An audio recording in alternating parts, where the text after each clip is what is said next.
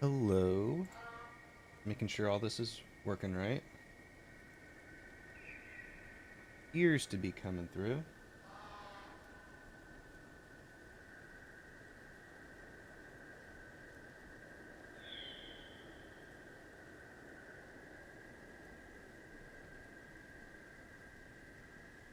Okay. Sorry, just getting a little set up here.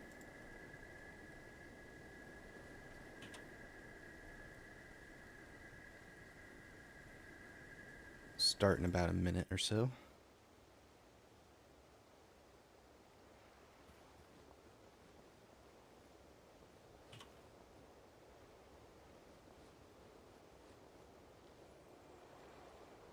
All right.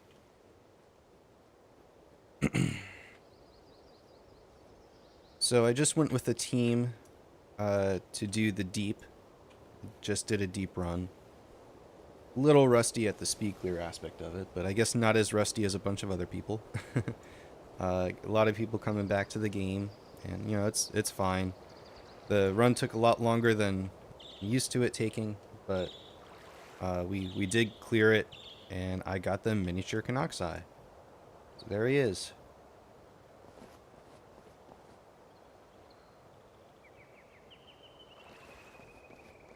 Little bugger used to be so rare.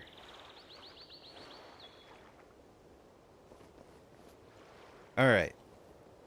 So I streamed yesterday, and I was streaming while completing the storybooks. So earlier this week, I had finished the Flameseeker Prophecies, which is the complete hard mode missions for prophecies. And I'm doing this because of all these missions here.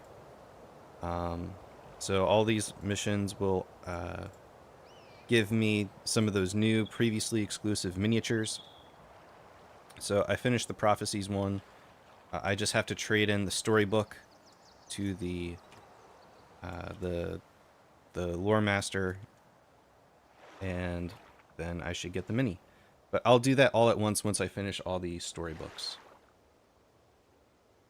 So last night we were working on the storybooks for factions.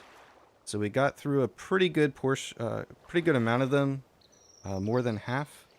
And I was about to move on to the mission that I am least looking forward to. I could load my screen right now. And that would be the Eternal Grove.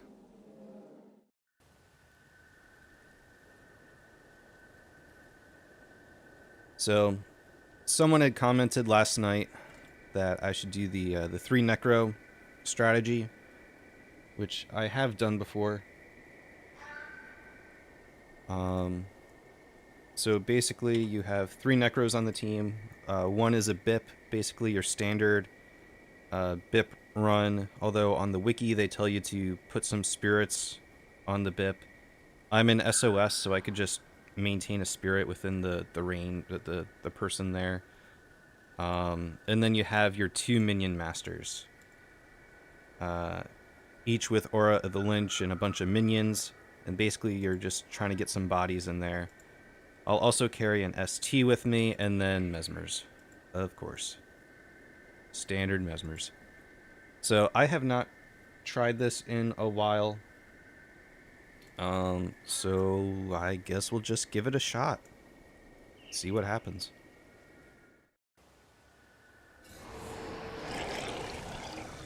The Eternal Grove. Okay. So I believe I just flag my BIP in the center here. One Necro over here at the door. The other Necro over here. And then I guess I could flag my ST kind of in the center here. Oops. Did I do that wrong?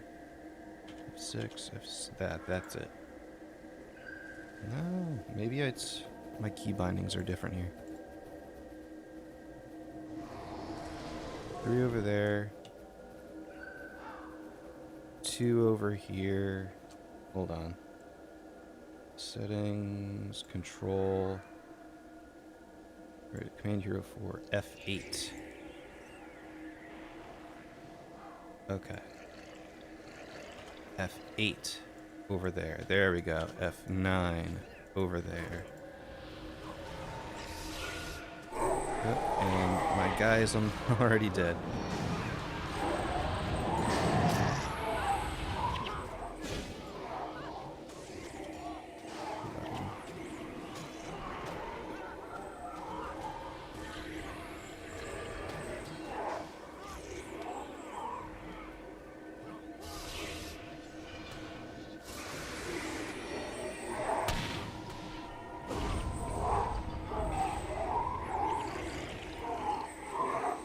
Alright.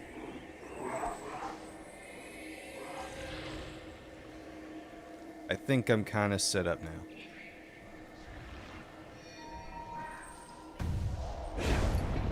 I need to clear these guys out here now. It's been a while since I've played this mission.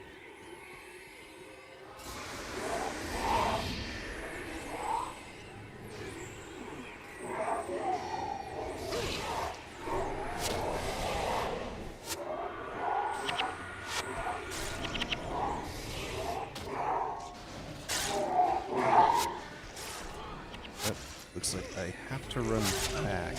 Maybe I leave the Necros at the door? I forget what the actual strategy is here. Okay. Tree people are dying.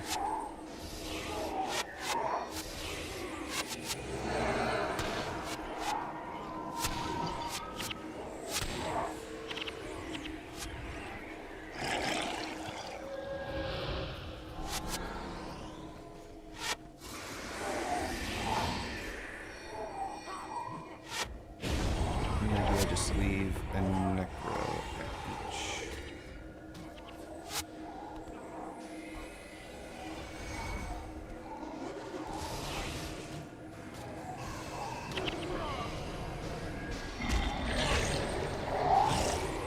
Thank you, Zachary.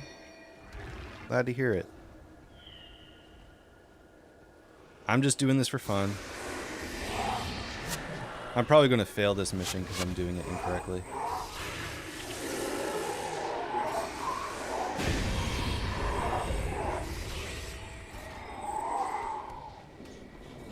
Alright. Going to run back. You know what? Screw it. I'll pop an essence and an armor. Just so I can run faster, actually.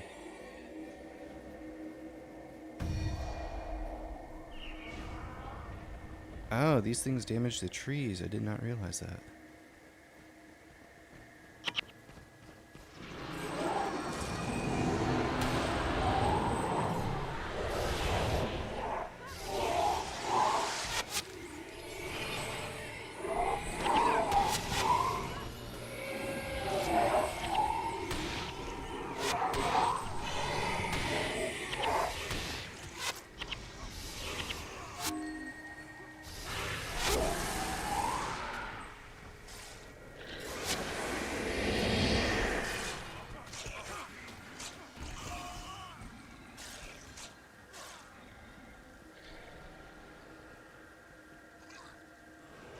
Ah, cool. My friend just got 4 titles maxed.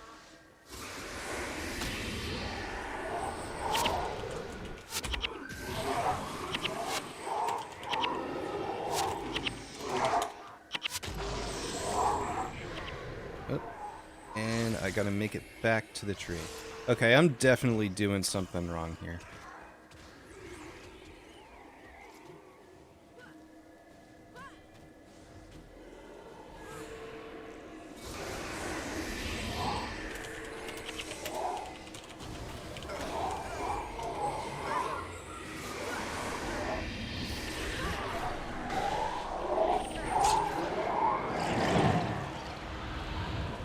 Okay, so I flagged my BIP in the center. Trying to figure this out. It's been quite a bit since I've done this. F9. View that over there.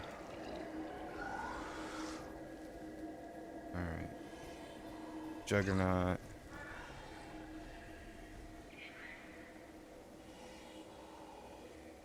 Comes over here.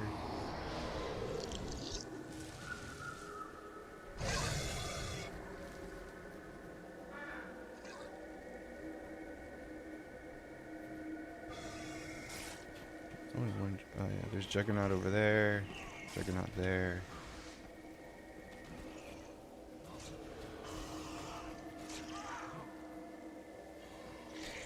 Move this guy down this way.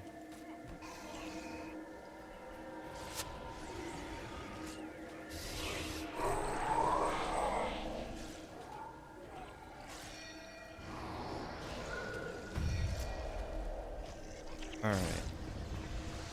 So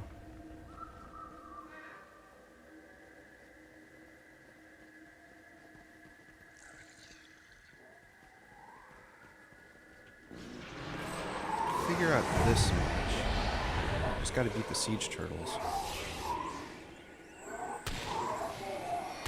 Oh, I didn't want one all the way back here. Get over there.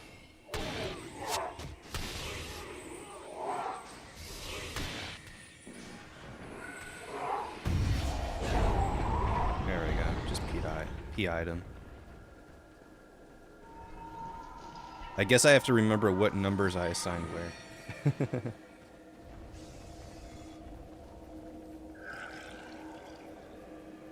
And there's another one over here. So 2 and this way.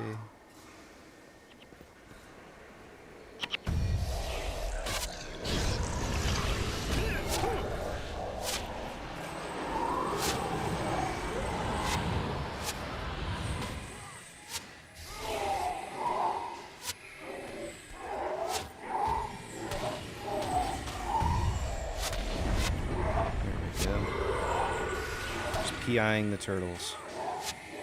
Alright, 2, come back. Before you get killed.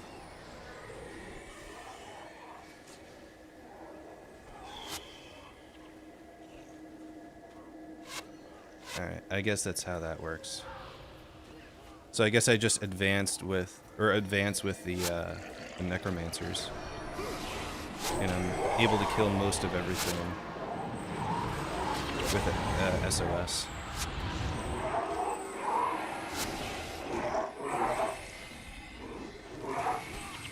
Alright, so 3. Another minion master, you're coming up here with me.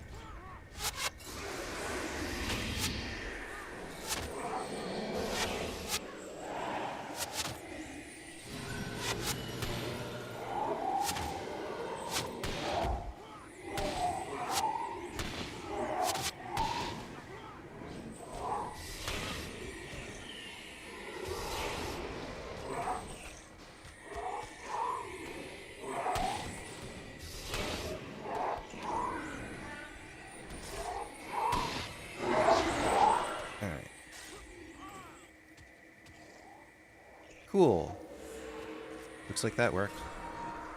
Alright, 1 you go here, 2 over here, 3 over here, 1 mesmer, 2 mesmer,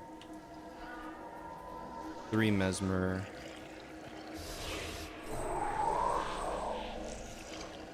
And yes.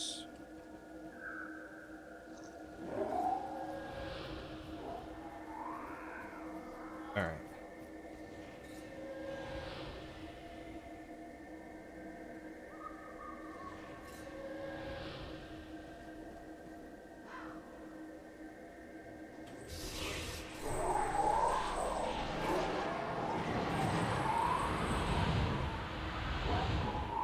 Okay, sorry. Just catching up on contents. Or comments. Yeah, you got creative on that mission. Judging the ones interest. Give a bit of time. Yep. Yeah, heroes get stuck in the middle there too, so it's so annoying. Shield offhand for Elementalist Warrior. Offhand for I usually use staves for Elementalists. Ooh. My guy is dying over here. Why is Norgu not doing anything? Hello?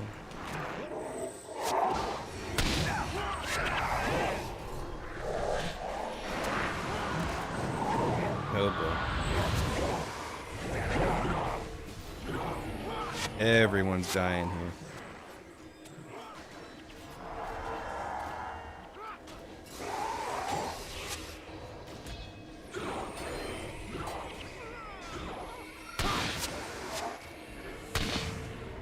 Don't know if this is going to work out too well.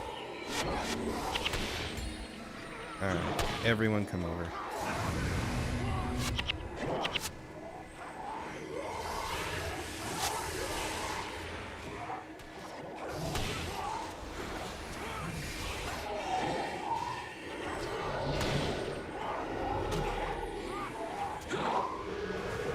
Let's get a Legionnaire in here.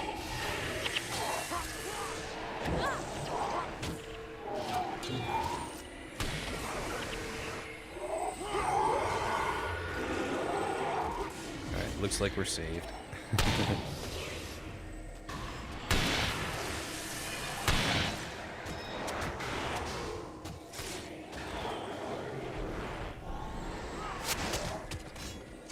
And bone hunters. Okay.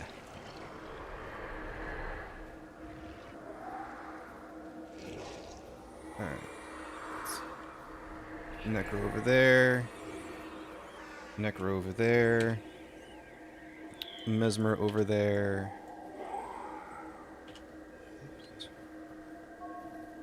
Mesmer over here. And a Mesmer over there.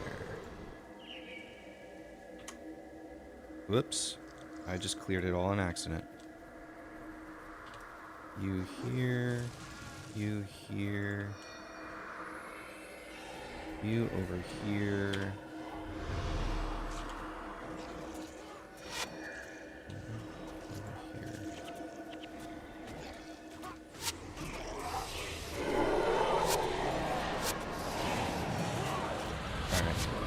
Hopefully this works.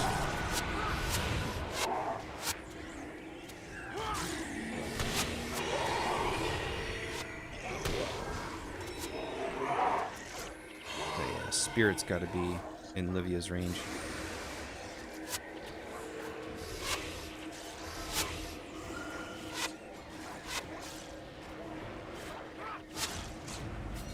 Alright, this one worked out pretty well. May have spoken too soon. They need a little help over here.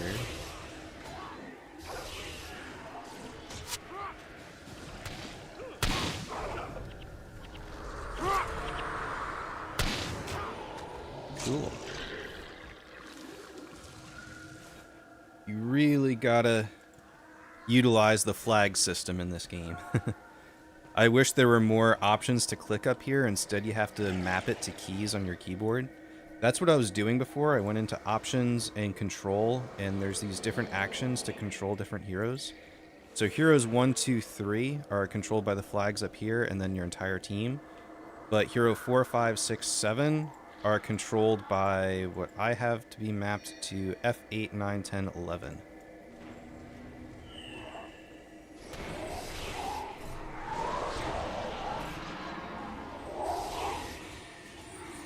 So that's how I'm flagging my entire team. And then I think I have my ST Ritualist tagging along with me, and I also popped a Legionnaire. Probably not required, but... Why are these Mesmers not doing anything? Here we go.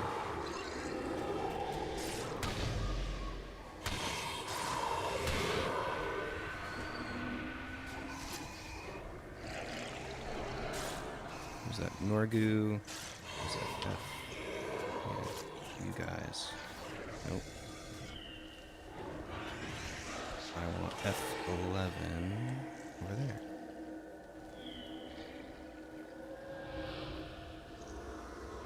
Yeah. Okay, one group remaining.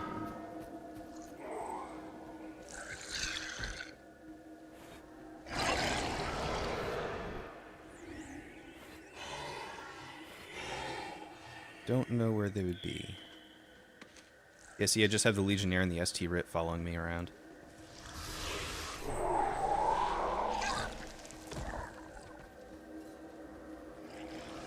I kind of remember a group coming from, like, the center.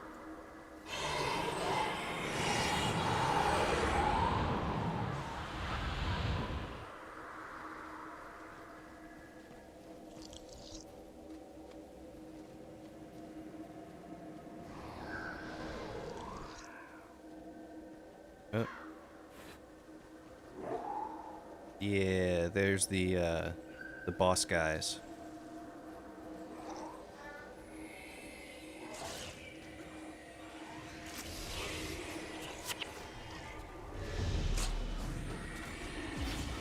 Oh, and we have a monk.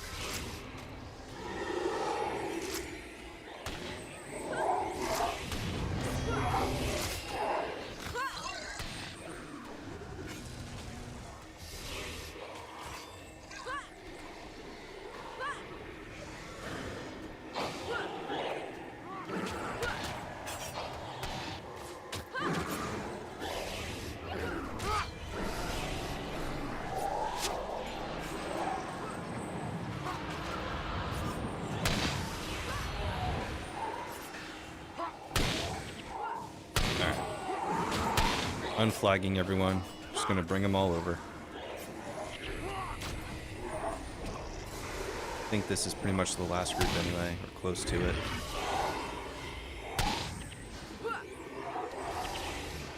Yeah. Yeah, I could rebind the keys to whatever I want. Ooh, is that it?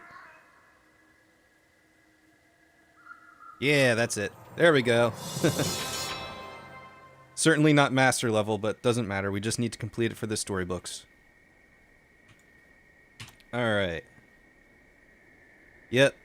Eternal Grove. She's done. Finally. Alright. Ah, you use your number pad. Ah, that's a thought. Yeah, because currently it's F8, 9, 10, 11 for those extras. I think it starts at F5 for me by default. So Hero 1 is F5, Hero 2 is F6, 7, 8, 9, 10, 11, and so on. Then F12 is clear everything. So yeah, maybe I'll use my number pad. Okay, next up is, I believe, Unwaking Waters. Yeah, gotta be. Yeah, Unwaking Waters. Alright, so I am just going to clean out... I guess I don't really need to clean out my inventory. Not that full. Ooh, spawning power. Ah, Blessed Insignia. I think that's worth something too. Not a lot, but it's worth salvaging. Cane. And a highly salvageable cane. 25 iron. Okay, I'll take that. Bones, monstrous eye, move this, move that. Around. Okay, we should be good. Now I need to get my team back together. Where's my necro? That guy. Where's my ritualist? Wrong ritualist. That ritualist. Mesmer. Mesmer. Mesmer. And Mesmer. Okay. So this is another cooperative mission. So if someone is on the Luxon side,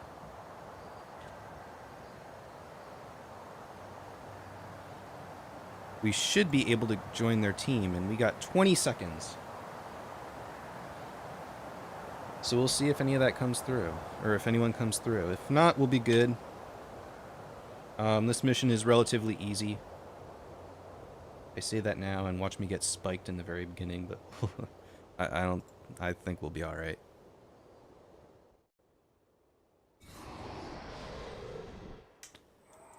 Ah, there is someone. Cool.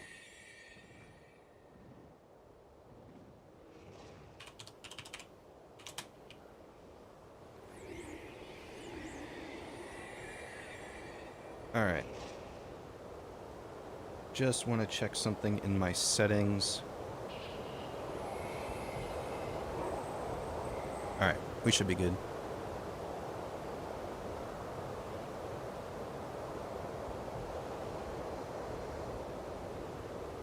Cool. Okay.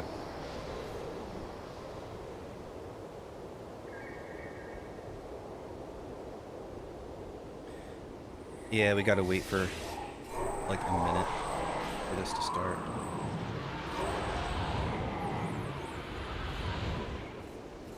Glad you got something from me now. I've been using your dungeon guides for years. Cool. Yeah, those dungeons were pretty fun. What got me interested in those was doing the voltaic spear farm. I know, like, it used to be a dungeon run, and I'm sure it still is, where you get a team of people together, and you basically do that same exact run like I show in the video. The bulk of the, I guess, responsibility is on the tank. Typically on those runs, the tank would use Essence of Clarity, which is not really required, I discovered. And I also discovered if you flag your heroes right... Ooh, PI really does wonders on him. If you flag your heroes right, you could do the entire farm with just heroes. Oh, and it looks like we'll do the skip. Cool, we got the skip. Didn't have to do the entire mission. But now I'm out of spirits.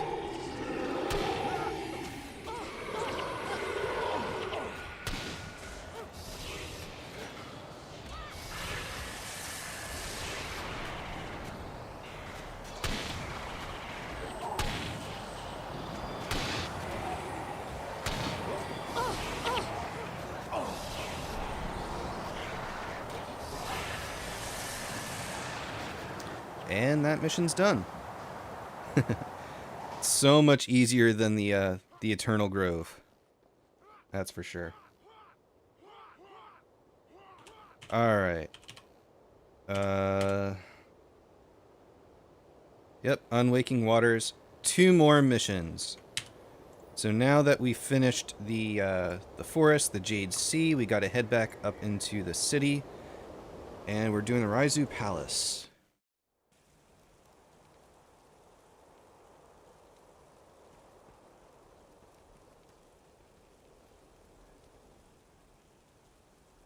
And intermission.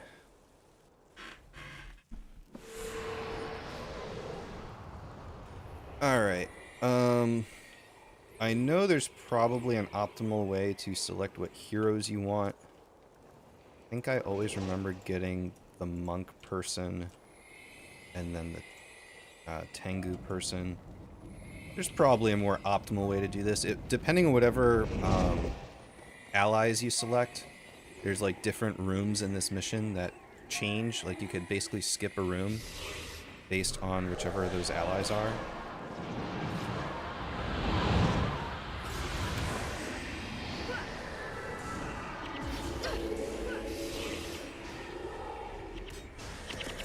Spirit's taking the brunt of all that stuff.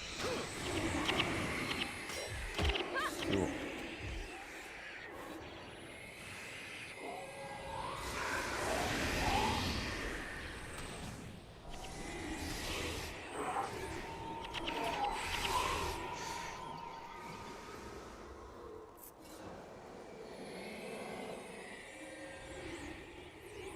Oh yeah, and since this is the 20th anniversary update time, I am collecting the Proofs of Legends.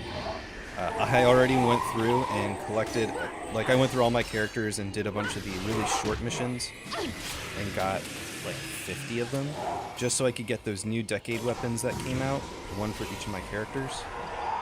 So playing through the storybooks and Flame Secret Prophecies and then Missing Factions, I've collected an additional 6. So by the end of these storybooks, I should have maybe another 10 or so, I would imagine. And I can use those to... Ooh, I'm getting spike on. And I can use those to get some other cool weapons in the anniversary people. Alright.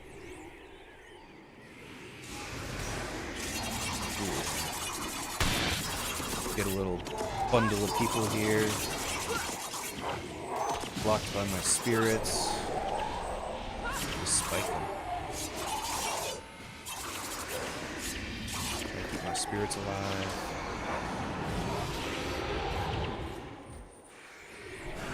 Alright.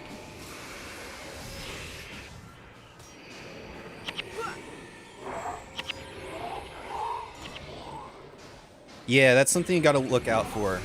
When you exchange for those weapons, they are customized to the character that you exchange it on.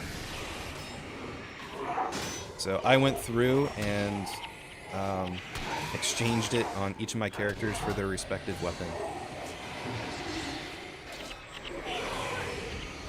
So for this ritualist, this is the decade weapon that you get. You see there it has the +5 divine favor. There we go. Swapping. So this used to be a previously exclusive weapon that was only available to a select handful of players. But now the skin is available to everyone. Let's switch back.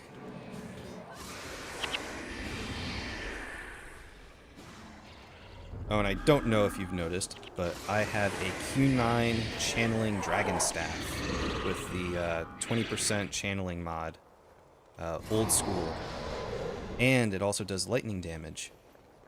So it's like the perfect dragon staff for Ritualist, for SOS Ritualist. Ah, yeah, okay. So since I took the Tengu warrior ally person from back there, this room, these gates close. So normally you'd get swarmed by Talon wing people.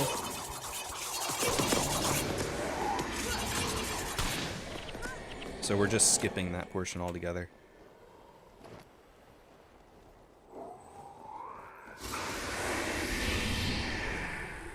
Alright. Oh. I don't remember this ever happening. Usually it's that whole group that gets pulled. Looks like we're killing the boss first. Alright. That's easy.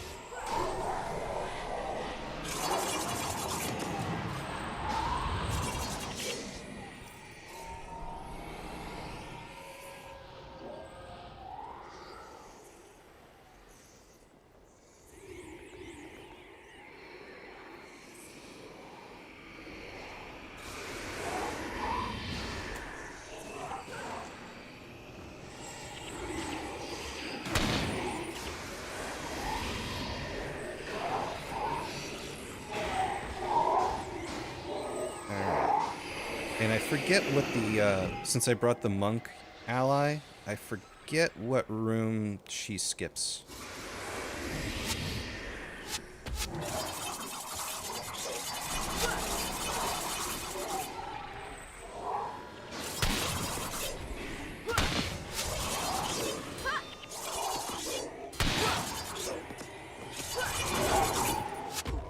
Oh yeah, forbidden staffs are the other unique skin from this area.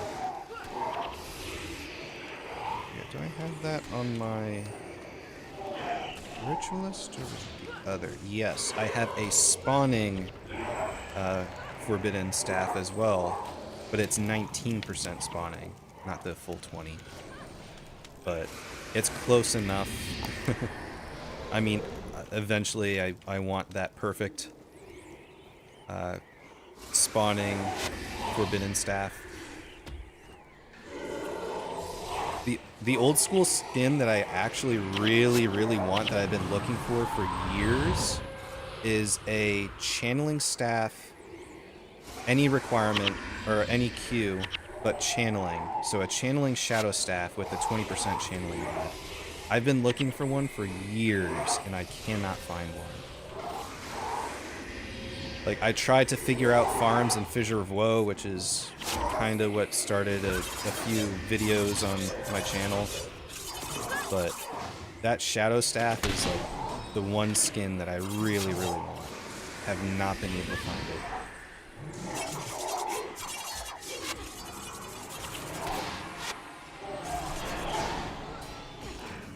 You haven't noticed I collect old school stuff. One day I'll have to show all the shields that I collect. But yeah. So this Forbidden Staff and then the Dragon Staff are pretty cool on a Ritualist in my opinion. Oh yeah, this guy.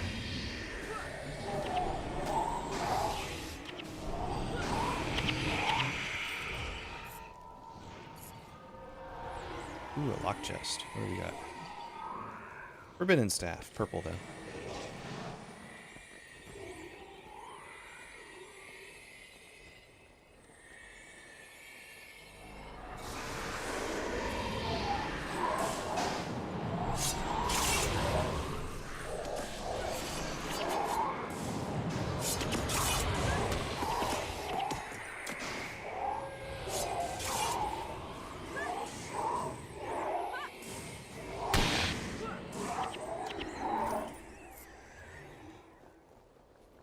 Alrighty, I think we go down the center.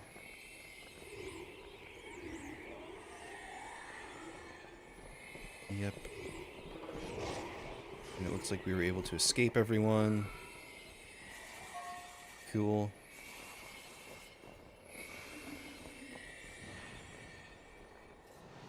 Alright. Okay, yes. So she seals this last room back here. Yeah, that's what it is.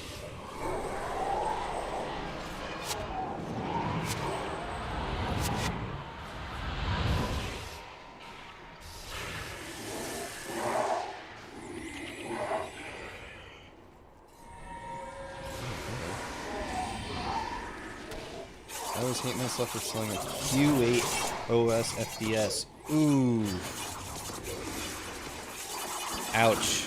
That hurts just reading that.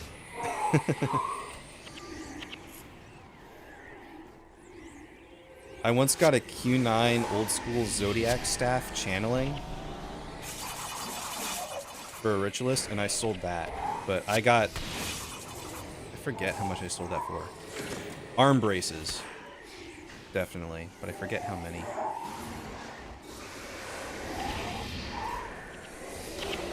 That's probably one of the best old school drops I've ever gotten.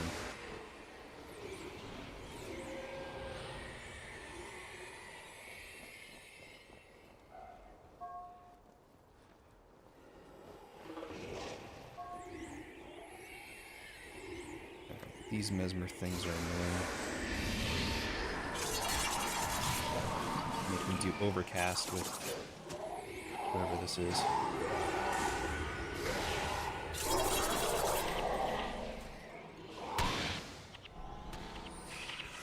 At least my mesmers aren't getting overcast.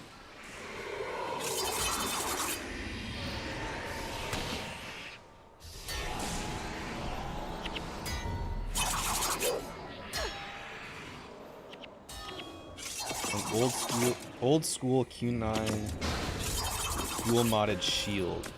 I know that feeling. I wanted to, so like I said before, I collect old school shields. Ah, golden phoenix blade. Q9. We'll have to ID that. And I like doing the a chance encounter farm, which is that mission in Kaineng City. And I really like that farm. You get a lot of old school stuff, and you can get some really cool skins from it, like bladed shields and things like that. Including dragon staffs. So I challenged myself to collect 100 unidentified old school shields from doing that mission. And then any other old school shields I picked up, you know, doing other stuff in prophecies and factions. and I saved them all up and identified them all at one time just to see like how difficult it is to get dual modded shields. And I think out of 100 shields, I think maybe like 9 of them were dual modded, but most of them were like worthless. They didn't, like, the mods themselves were either not perfect or they were just like crappy. But I think I got 2, maybe 3 decent shields out of them. One of them was -2 enchanting plus 10 armor versus demons, if I remember right. It was like Q12 though. I did a video on this.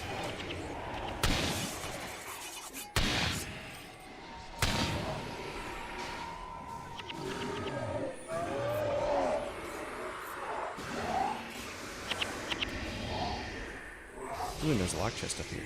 But yeah, I did that video before I was kind of good at editing, or kind of sucked at editing videos at the time.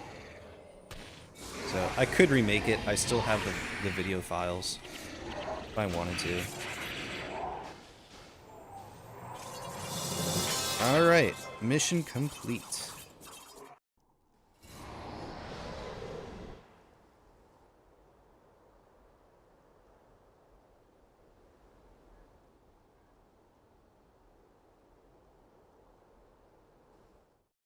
Alright, and on to Imperial Sanctum, the last mission. And my inventory is full.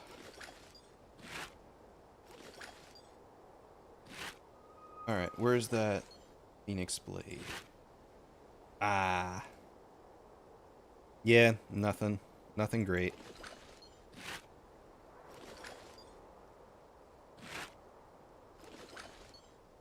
And nothing. Okay. So I know we're only killing Shiro in this. Where's the merchant? There he is. In this mission, so I don't really need to sell out my inventory, but I like clean pockets.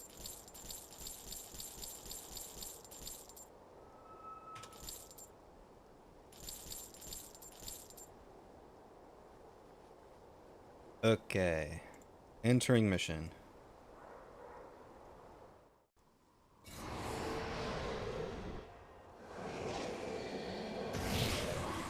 Alright, so when you start the mission, you could talk to Kunavang and get, like, a special skill, depending on whatever profession you're running. If the ritualist one's not that great, I'll just keep my normal spells. But if you were any other profession, you could swap out a skill on your skill bar for that mission unique skill.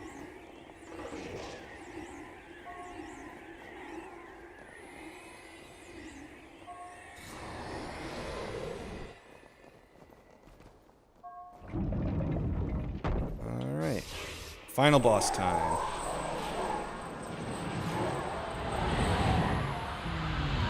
Let's just attack.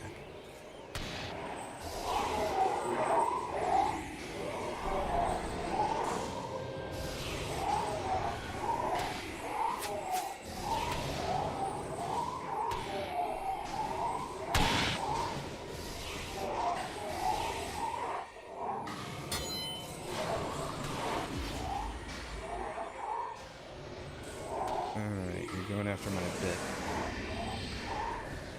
Olivia, come over here. Go through the spirits. Nope. Still going through the spirits. Nope. Leave them alone. PI you.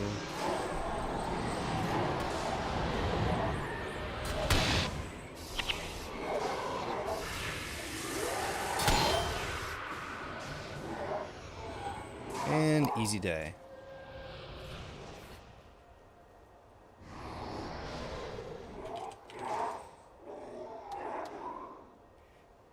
And there we go, we just finished factions.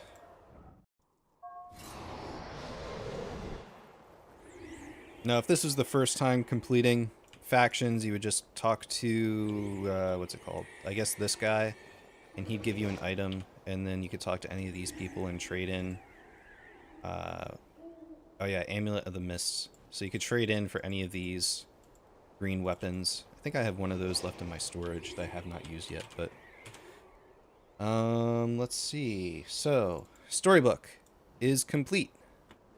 So if I wanted to, I could go and collect my mission reward for this, but I am going to do all storybooks at once. So I'm going to collect all the rewards at once. That's been my plan from the beginning. So next up is Nightfall. But before we go on to there, I wanted to show you guys this. Where is he? On an Elementalist, you can do Imperial Sanctum solo. So, requires a certain set of skills. Where is it? Nope, not that one. That one. And you also need a henchman. Warrior henchman. We'll just go with that. So, if we enter the mission... Oh yeah. I need to put on my earth stuff. There we go. We'll use Drunken Master just to run a bit faster. Then we definitely need this mission exclusive skill. Replace Drunken Master, and you know, we still have it active just to run there, you know, what is it, 15%? Yeah, 15% faster.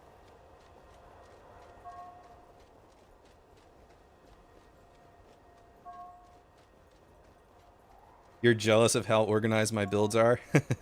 Well, there's a reason for the organization.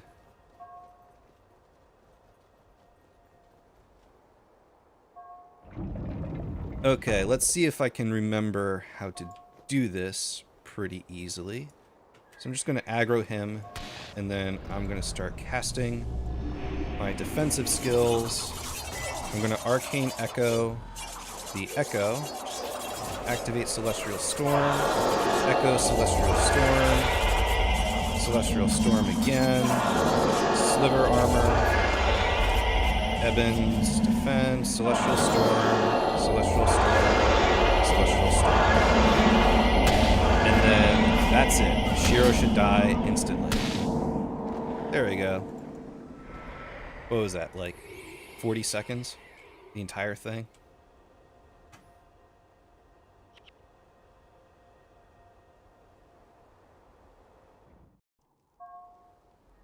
And here we are again.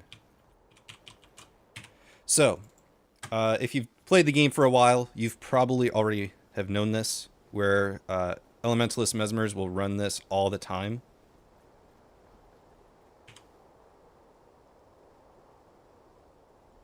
Who comes up with this? Learn something new every day.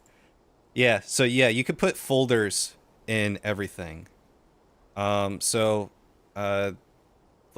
all my Elementalist builds are in here. And then, you know, Paragon Ranger, Ritualist, Monk, etc. They're all there. And then I also have my team builds in here. So hero teams. And if I am playing as a Ritualist, here's my team. If I'm playing as a, let's see, Assassin, here's my team options for my heroes. So I'm pretty organized. Although this stuff is kind of outdated. I haven't organized that stuff in a while. Yeah, so like I was saying before, if you played the game for a while, people run this mission all the time as Elementalist Mesmers because this does come up as a Zacian mission. But you can also run this mission on an Assassin.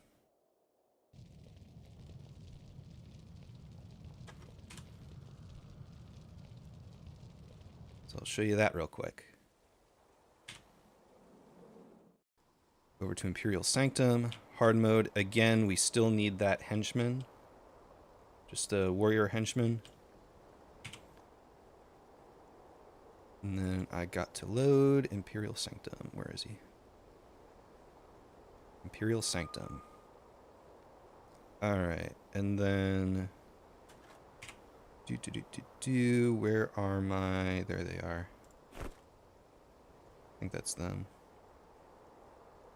Yeah. Just a pair of daggers, and we will enter the mission.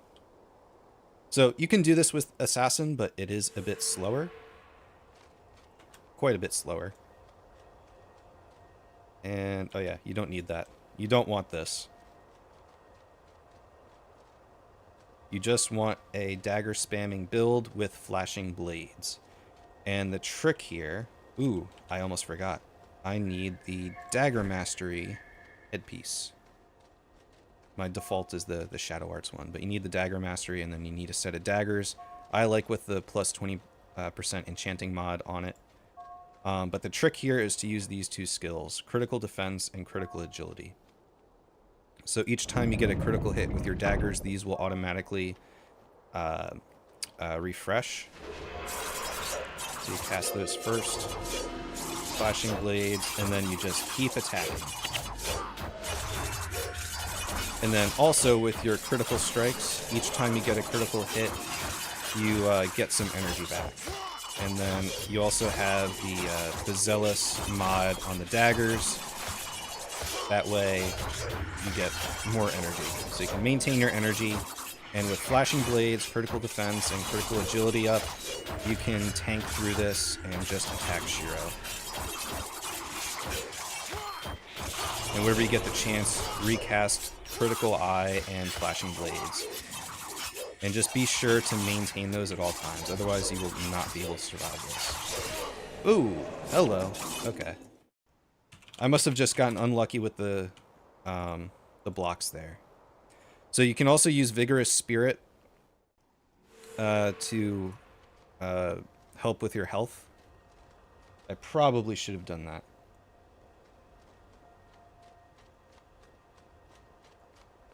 We'll try this again.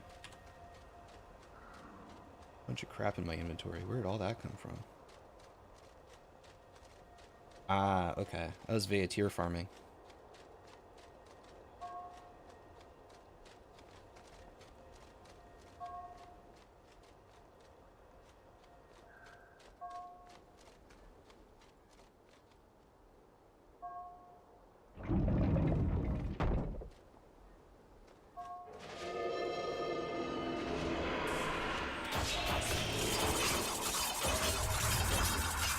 Alright.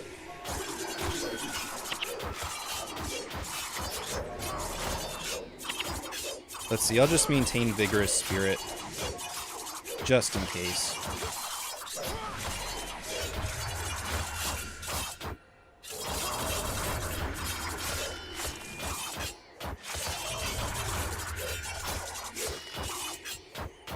Flashing Blades is going to go out, so recast those. Get a Vigorous Spirit up.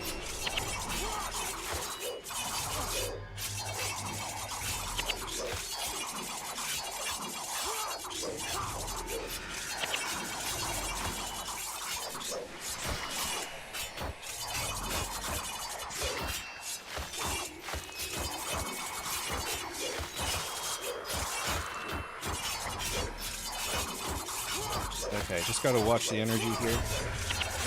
Yep.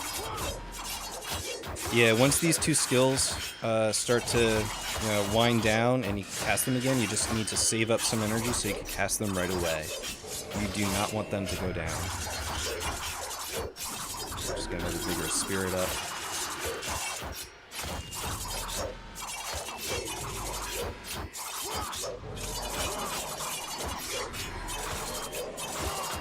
Okay.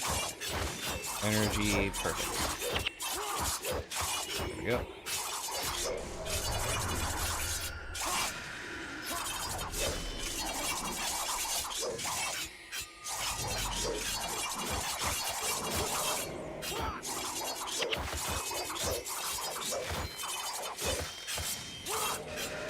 So yeah, this method takes a lot longer than the Elementalist one, but it's possible.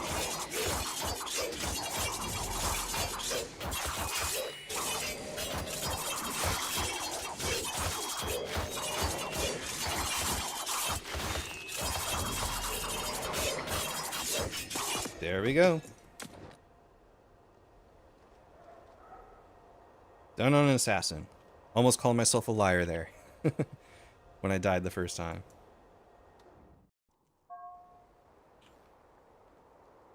And here we are. All right.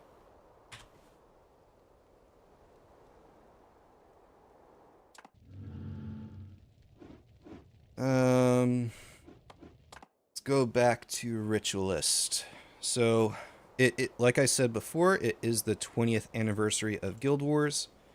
So I got those missions at Embark Beach to complete the storybooks. So I picked up one of each of the storybooks.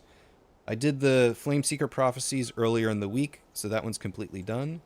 And we just finished the Factions storybook. We just finished Imperial Sanctum, not once, but 3 times, on different characters, just showing off a few different methods to do it solo. Next up is Nightfall. And to be honest, Nightfall is probably the one I'm least familiar with, although I probably should know it by now. But we will go ahead and do it anyway. I'm gonna head over to Commodon. Let's see, and I think, could be wrong, I forget the order of these missions. Let me see. We'll go to the wiki real quick on my other screen.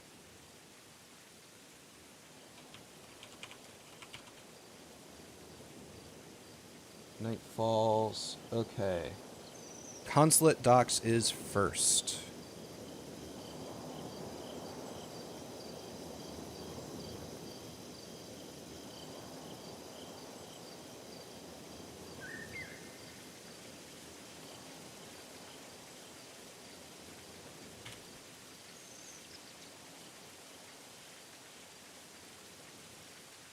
Where is Consulate Docks? This mission.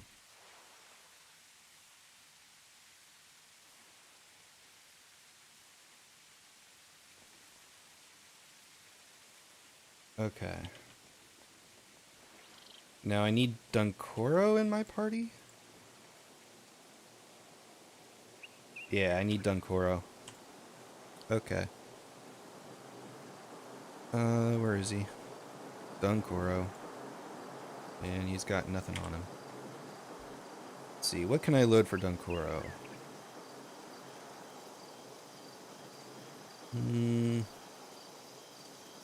What do I have? Divine Favor and Healing. I guess just a Healing Burst we'll throw on him.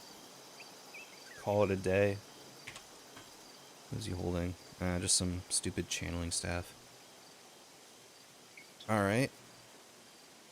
Do you... And I guess I don't need the other Necro Healer. Nah, should I take it?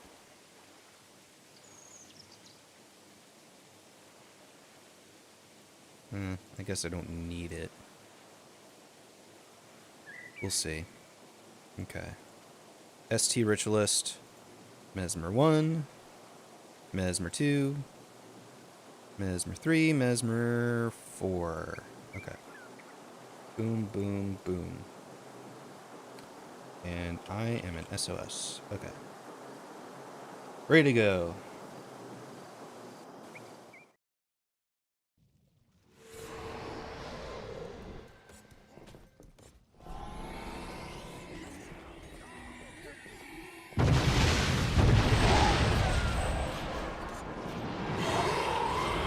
So, I don't know if you noticed from all the other missions I've done tonight and yesterday, but I am not doing the bonuses.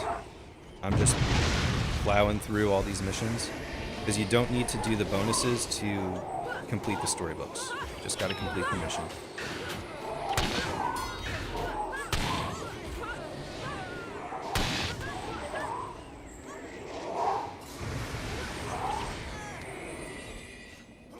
Alright, and we're plowing through these guys.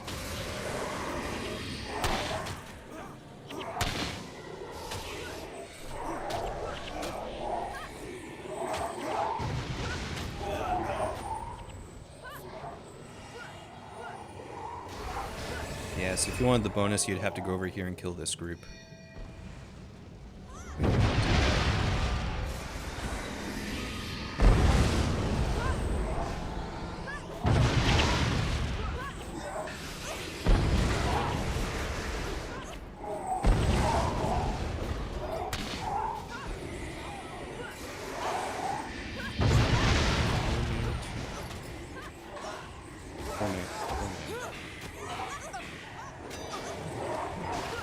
Divine favor +2. Yes.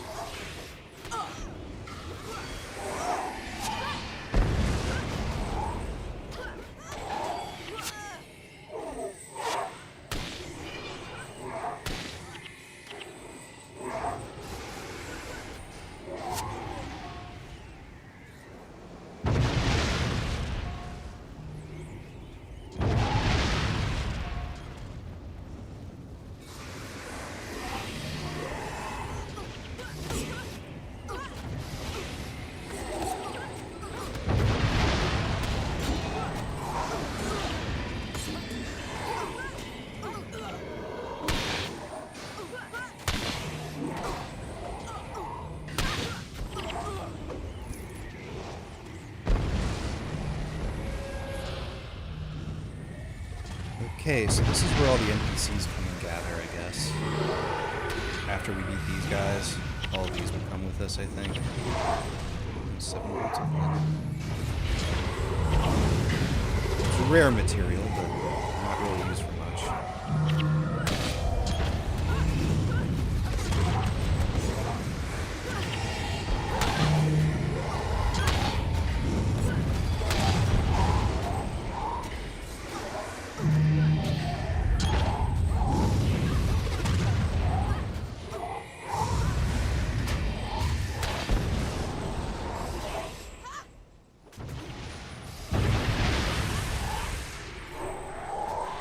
I am in hard mode, right? Yeah, no I am. Yeah, these mesmers make it just really easy. Plow through. They are just domination mesmers. Well, 2 of them are. I use the same build. E-Surge, Mistrust are the ones that deal the most damage. And then I have 1 illusion mesmer to handle the melee enemies. Wandering Eye is a good skill as well. What is going on back there? Are you coming? Oh, are they stuck?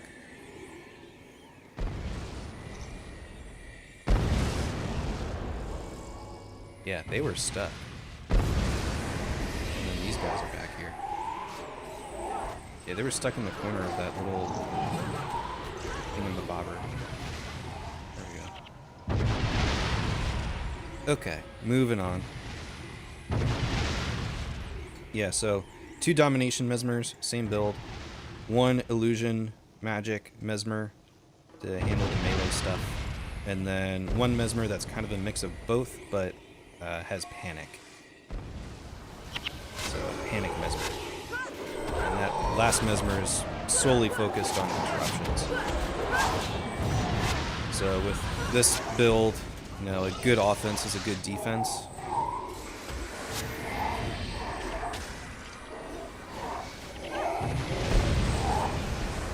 So with all those interrupts, it stops a lot of the attacks coming through. So it lessens the burden of your healers.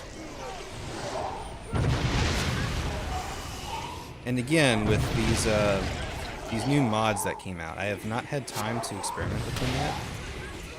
I haven't found too many myself, and they're still pretty expensive if you try to buy them in Commodon. Especially the spawning power ones. I'm sorry, not spawning power. Soul reaping ones. Because that's probably the most useful of them. Next would probably be fast casting.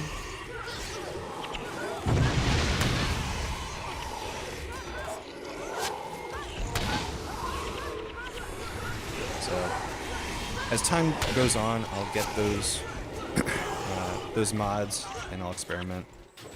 I'm sure there's more optimized ways to do team builds.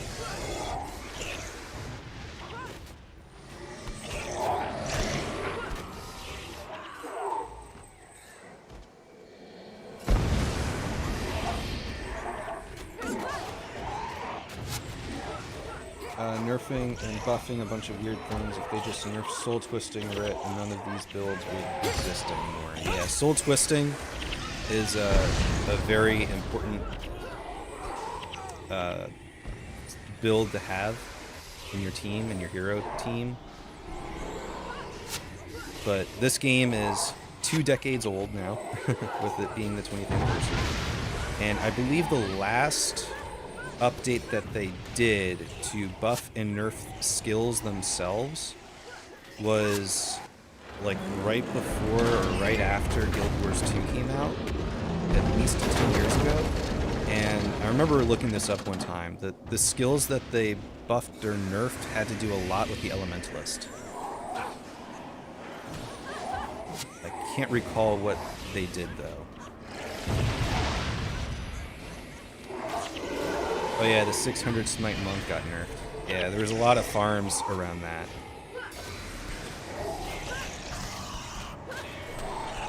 So sometimes what I'll do is I'll browse videos from YouTube from like 10, 15 years ago about people farming in this game. And I'll notice some farms that have not been done in a long time, or the methods they use to do those farms are no longer viable from way back when. So I would try to see if they're still possible with today's skills, and that's how I got a bunch of my videos together, figuring out new ways to do some of those farms, and it just sort of evolved from there. But generally, if a video is less than like 7 or 10 years old, it's still relevant, believe it or not, because those skills have not been updated, which I like.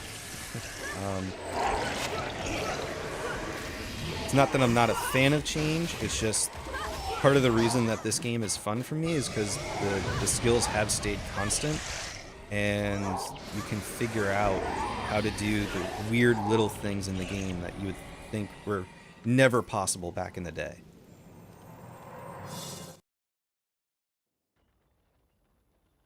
Alright, so first mission of Nightfall is down. We get anything good here? Just weapon stuff. Purple armor thing. Nope, nothing good. Alright, what's next? Venta Cemetery. Where is that? Venta Cemetery.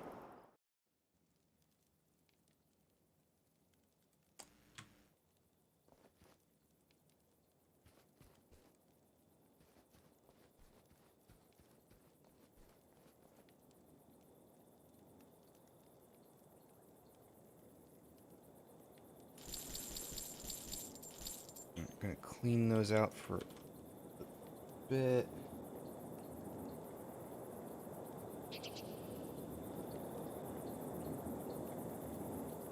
And if I remember right...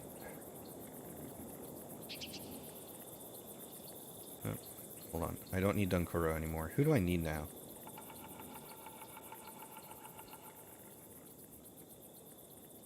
Koss. I need Koss.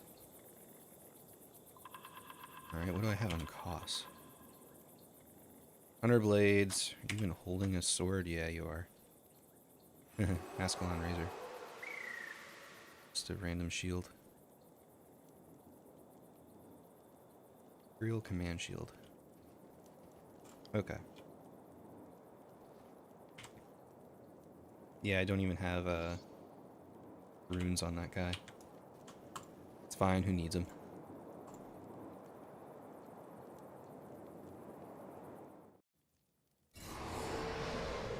Hug the north wall.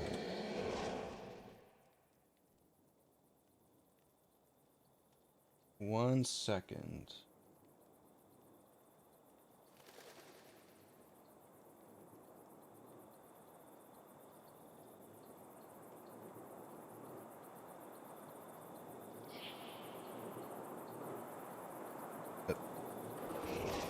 Sorry, I had to do something. Disarm trap. Do I need this? I forget.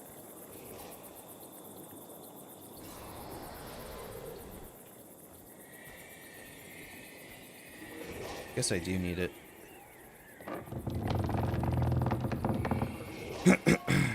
Alright.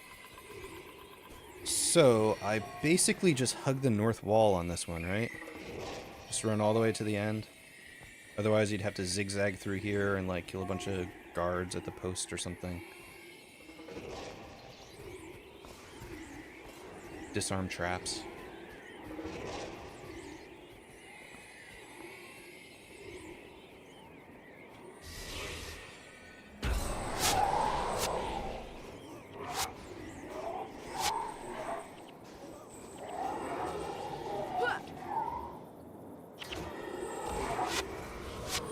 Cornan too.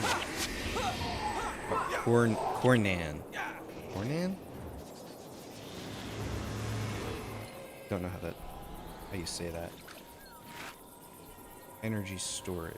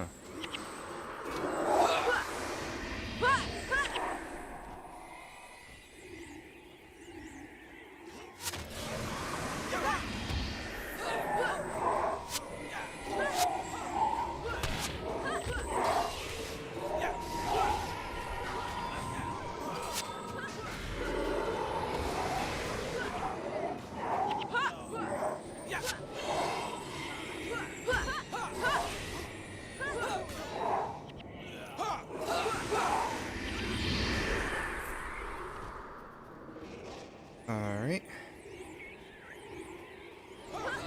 Moving on.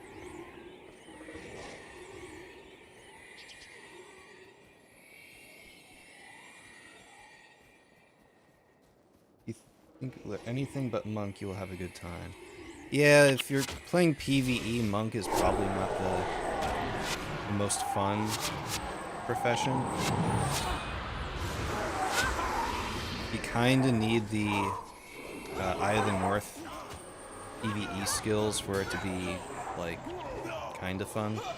But even then, it's like, you're not relying on the monk skills, you're just spamming the PvE skills from Eye of the North.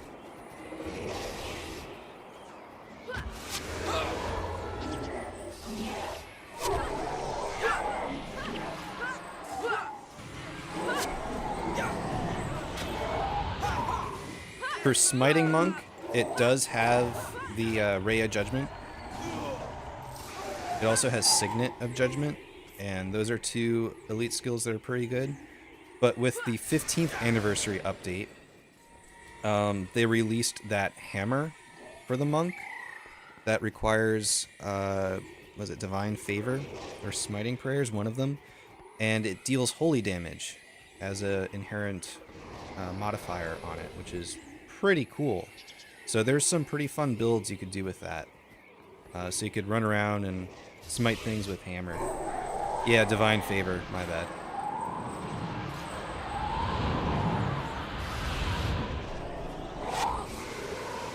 I could just go down south now, right? Yeah.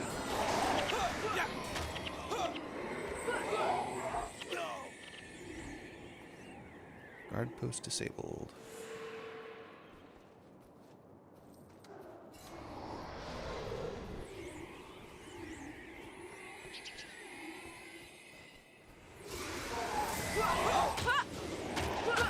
Yeah, Arcane Echo, Ray of Judgment, or Signet of Judgment.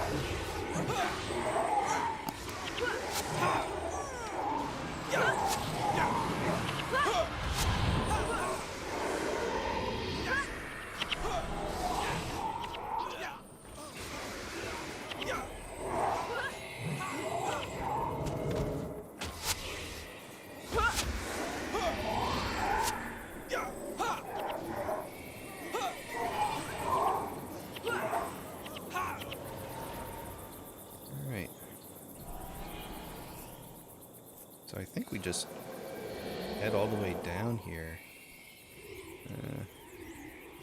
Disable this thing. I don't know if these guys will follow me or not, but I think we need to battle that group. Might be able to avoid that group. If cost doesn't get in the way. Yep, we can. See if we'll go around this. There's that spirit, though. See if we could just go through without attacking it. Nope. The NPCs will attack it. We're running.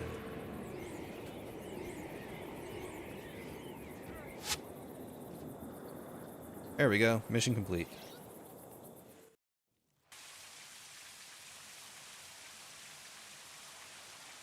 Yeah, Technobabble and PI. Those are pretty good skills.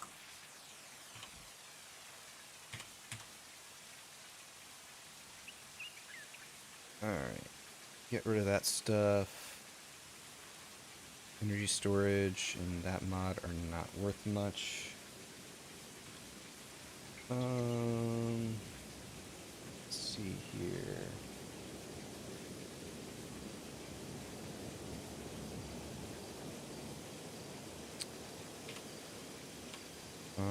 What was I doing? So next up is Codener Crossroads, I think? Yeah, this guy.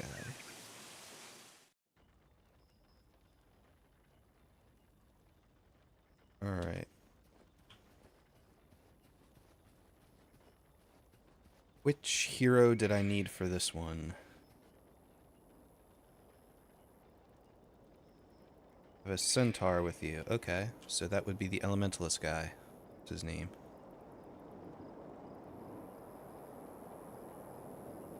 Wait, what? Where is he?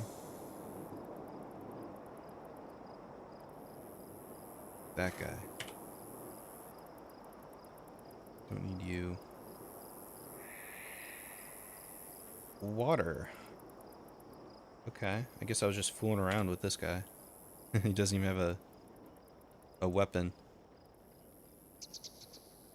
He doesn't need it. Alright. A Bip. Healer. ST Ritualist. Mesmer 1. Mesmer 2.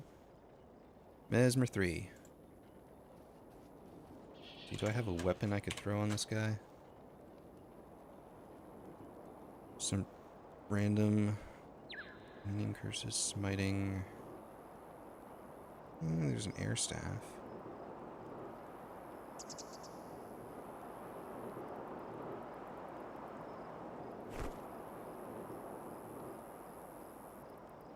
Guess that can't hurt.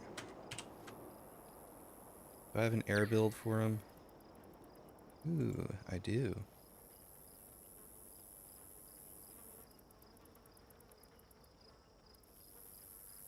Just a random air magic. 1. Alright, that works. Okay, back to this guy.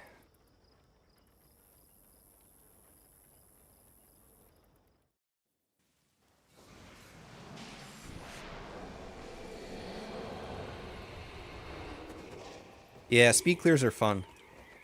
They're my most favorite part of the game. Though to be fair, I haven't really done them that much in the past year. I'm just getting back into this game in the past few weeks. And with this new anniversary event stuff happening, I've been doing that mostly, so. Been working on the missions, doing a little bit of farming, trying to get the mods. And I was busy with work for the last few weeks, so didn't have too much time.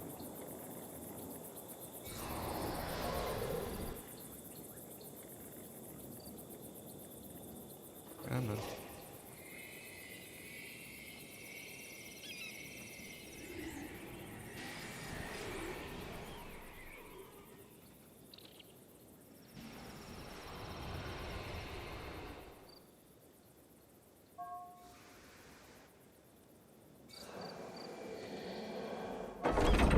There we go.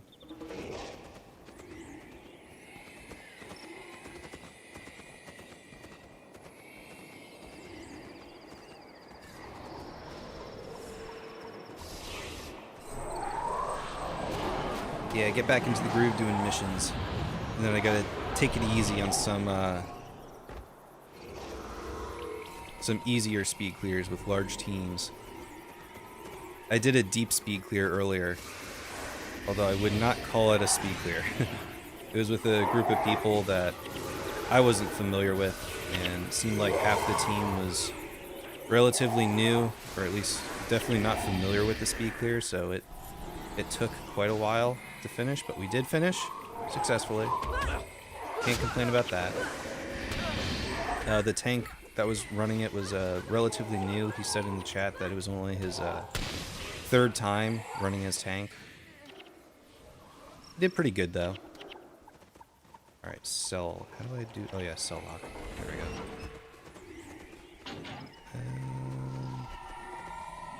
Let's see, there should be another key over here, right? Yeah.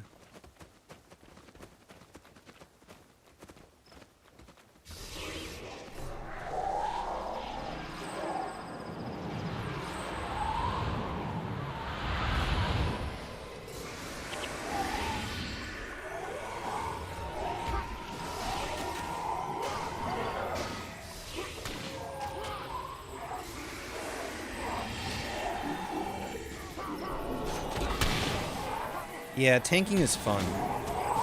It's a lot of pressure, though. Especially for deep in ergos, because the whole team relies on you to know what you're doing and basically not to fail. Got a cell key.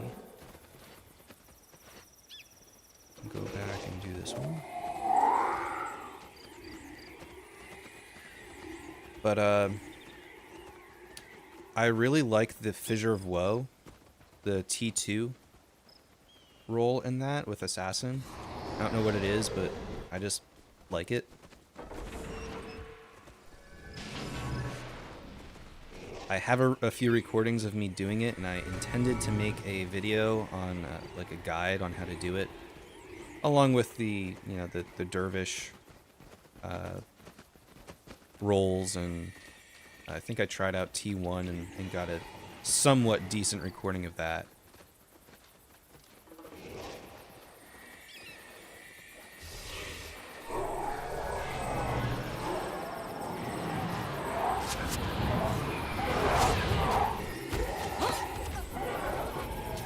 Yeah, maybe you did Cath with me. So I started, my first speed clear was in Cath, Cathandrax. Like that's the first one I learned. You just run around as an assassin paragon with spears. Well, I did spear way.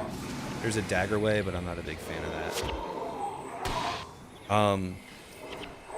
And like that's how I got used to doing speed clears and sort of getting the idea of running around. And at the time, you could get the Cath hammers, and I think they were like 4 or 5 ecto each at one point.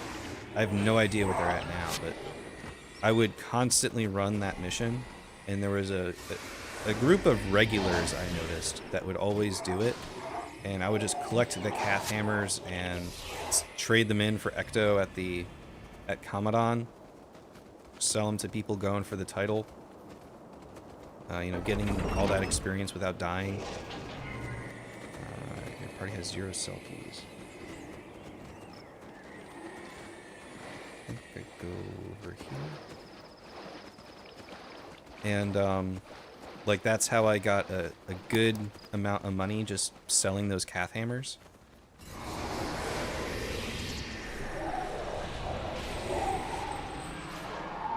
Hey, Shades. Yes, I did the Eternal Grove. I used the 3 Necro method with the 2 Minion Masters and a Bip in the center. Like, I know I've done that mission a bunch of times, doing that method. Just, I forgot how annoying it is to flag all the heroes and keep up with it. But I did not fail. Got through it. Once I figured it out, it was, like, super chill.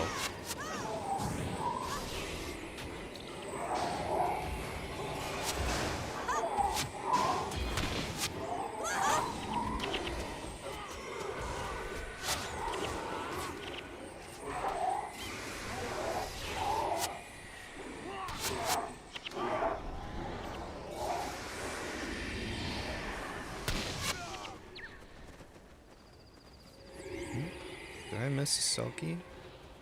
Or is it this guy? It's supposed to be a Selkie over here, no? There it is.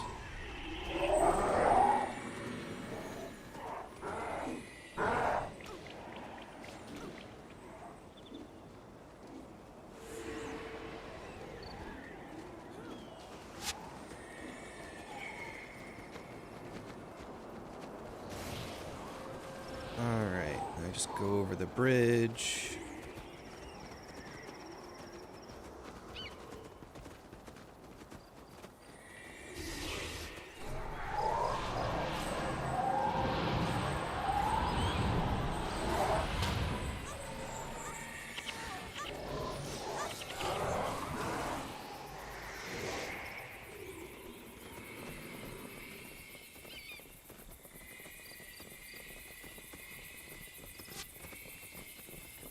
I think it's that group that drops another Selkie.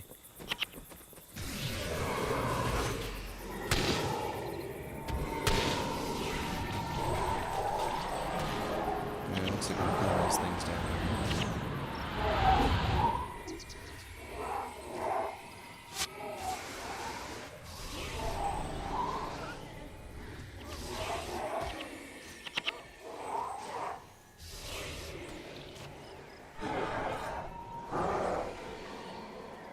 Alright, moving onwards. Don't need to worry about them.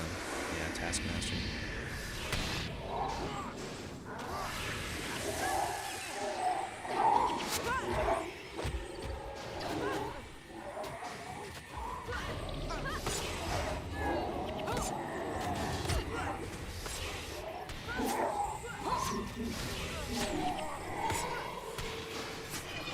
Alright, Selkie acquired.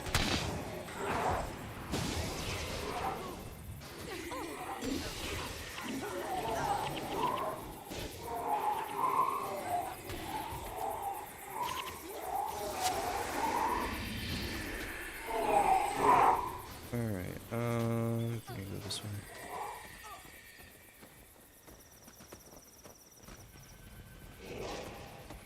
Yeah, there's a cell lock. These things.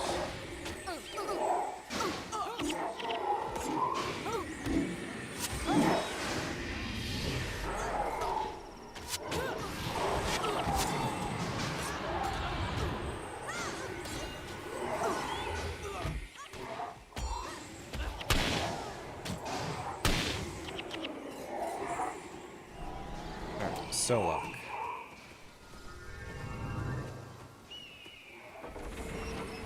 Alright, I have one key.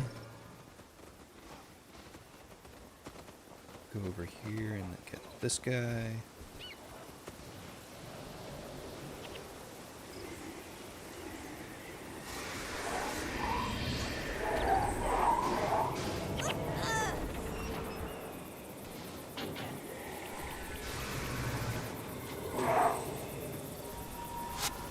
Oh, where'd these guys come from?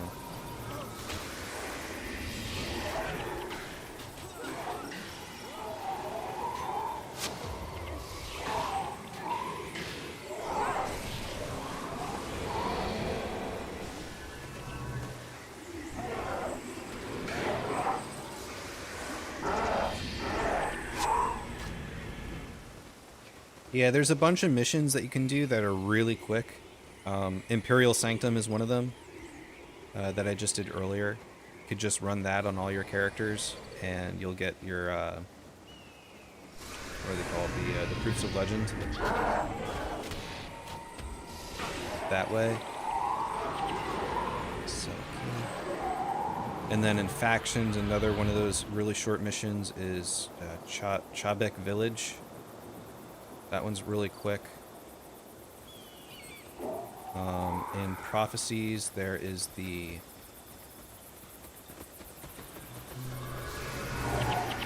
Yeah, in Prophecies, there's that... Ah, shoot, what's the name of that mission? It's in the center of the desert. It's the last mission in the desert. where you fight yourself. All you need to do is, yeah, Unwaking Waters is pretty quick too. Augury Rock. Yeah, all you do is you make your secondary profession a necromancer and take a Insidious Parasite, I think this skill's called,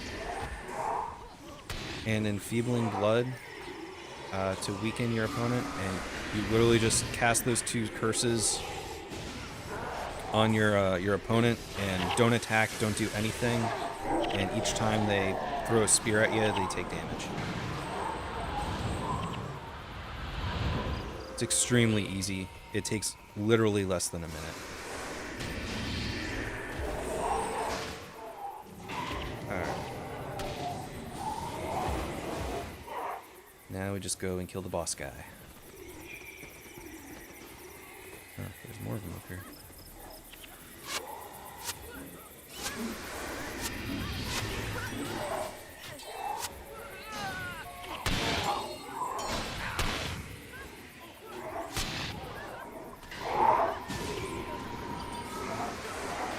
Yeah, I guess you could take PvE skills too. But you really only need those 2 curses spells. Like, I made a video on it, or at least I mentioned it in a few videos. The idea was just to make it as simple as possible for pretty much any character, any profession to do it.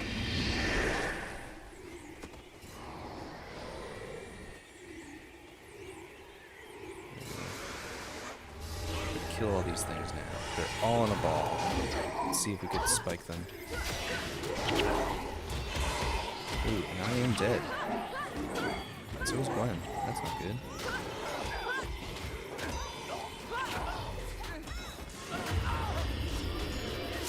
Alright, heal me again. Come on. Do it, do it, do it. There we go. Red scroll.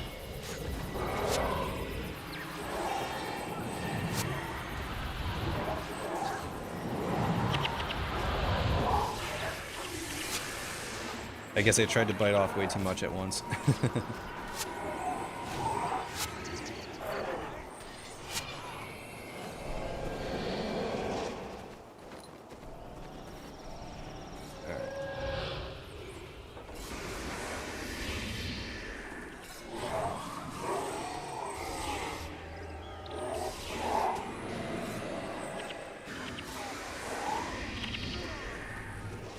Spiked. And done.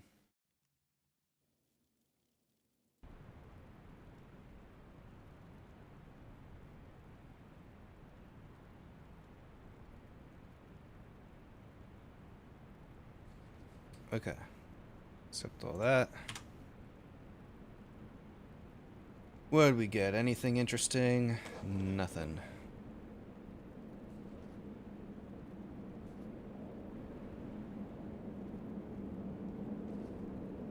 What is next? Rylone Village. This thing, right?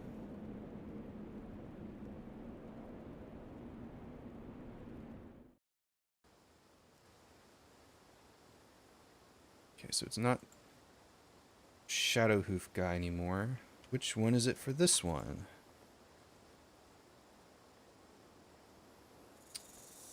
Master of Whispers. Okay.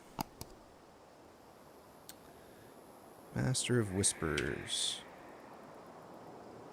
Yep, there's that Minion Master build I was using. It's probably a better build out there, but it works. Okay. Oh, not Merchant. Where'd he go? There he is.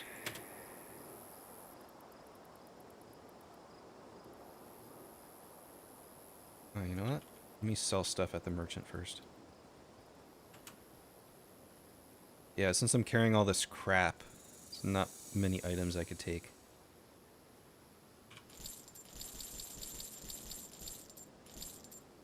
Alright. Oh yeah, so by completing all the factions with all the stuff we gathered and the few missions we did in Nightfall, I got 22 platinum out of that. So out of the was it the 3 missions we did in Nightfall, and then all the missions in factions. Got about 22k. It's not too bad. It all depends on what drops you get.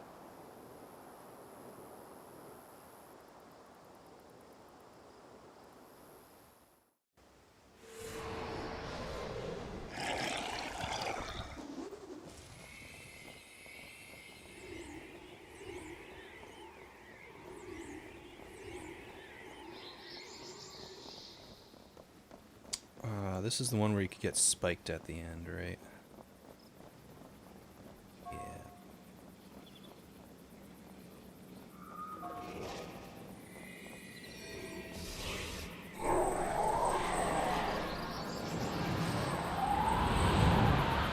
Basically, you just have to follow this person around.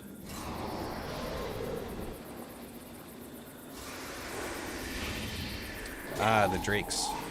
There's a way to farm these. But you need to have a mission active to farm them. It's right outside of, yeah, this place, Ryland Refuge. Not in the mission, but like right outside the town, the outpost.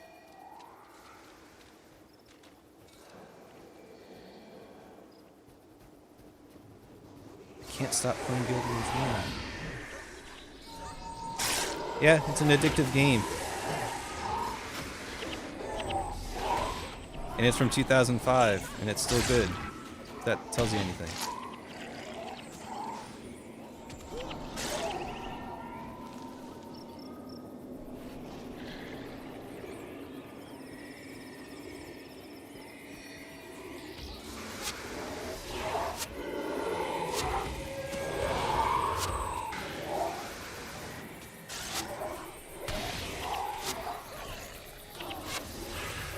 Would I want to see a remake of Guild Wars 1? I guess that's a question I've seen come up a few times.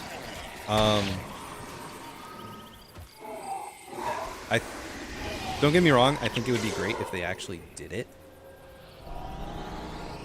But if it was a completely different game where somehow the accounts from the original Guild Wars 1, like this, is not connected to whatever sort of remake they could or possibly put out there, where you can't like move your items and your titles and all that, like, I don't know if I would want, like, it would be a completely different game.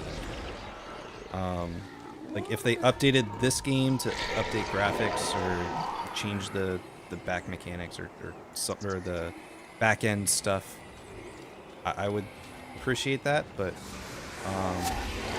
you know, I would love another Guild Wars 1-esque type game, but I wouldn't want to lose all the work and heart, save data and stuff that I put into this already. You know what I mean? So it's not that I wouldn't want a remake, it's just I wouldn't want it to be the same exact game. If it was going to be the same exact game, I'd rather those efforts be put into the actual game. If that makes any sense.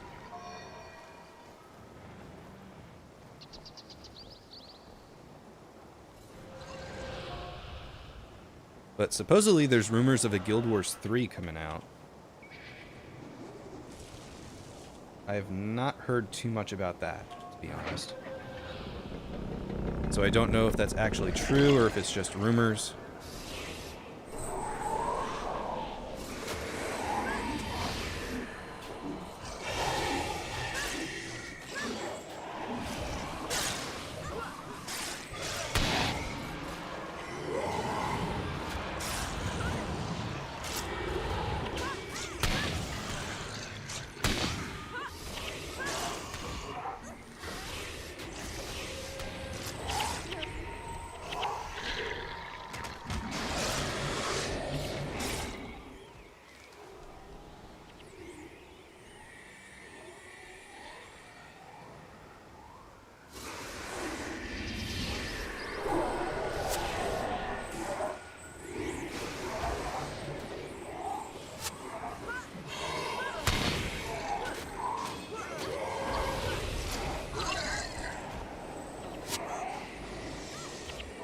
Yeah, another reason I carry around an illusion mesmer is because ineptitude inflicts blindness condition.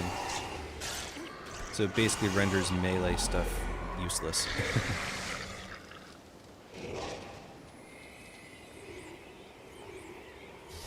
Don't know if you saw those warriors attacking me, but they were all blinded. Couldn't do anything.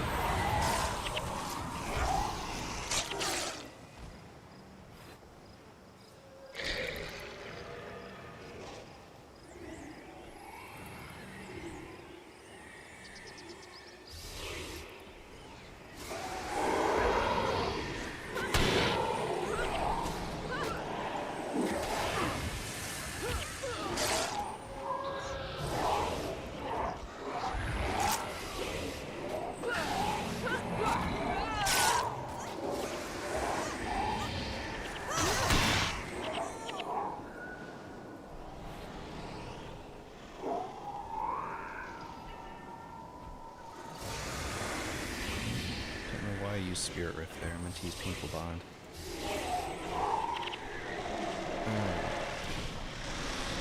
Let's kill these things. Yeah. Oh no, the lever. Yeah, it's the levers I gotta hit.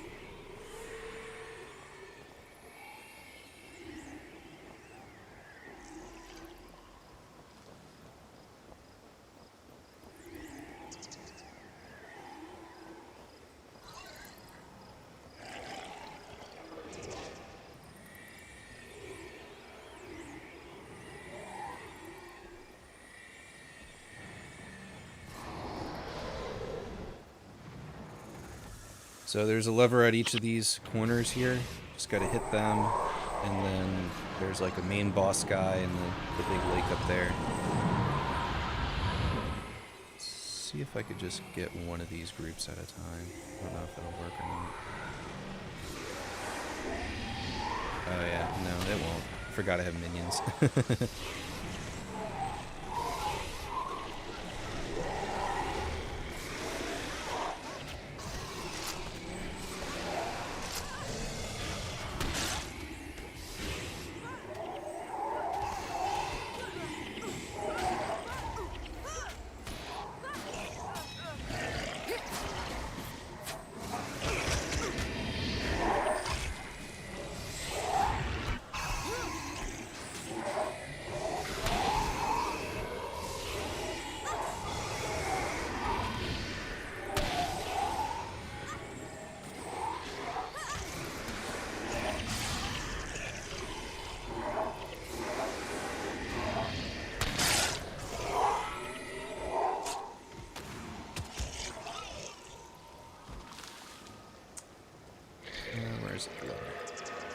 Oh yeah, I think someone asked if I was in the Z-Raw guild before, and yes, I was.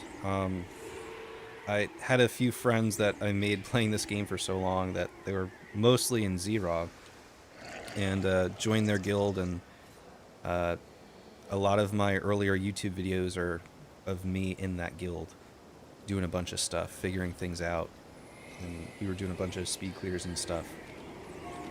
Since it's been so long since I've really delved into speed clears, like I just haven't played in a while. I got like just from inactivity, I left the guild. So I needed my Kurzik title.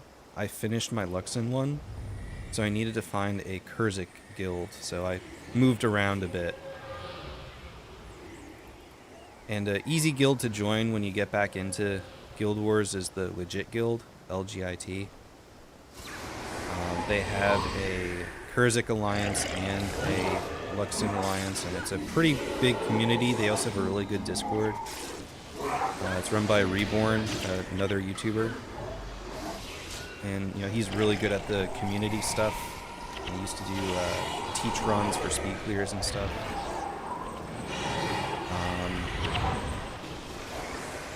So that's a pretty good guild to join, an alliance to join. There's a lot of people involved. And then there's a bunch of other alliances. that I'm not aware of if they have like an online or a like a YouTube following community, but I know they do have Discords and things like that. I should probably make a video on all the Discords that are available, or at least put some Discord links in the channel just to get people connected. I tried making a Discord. It's a lot of work to maintain. So I mean, I have a Discord. You could certainly join it. It's not active though.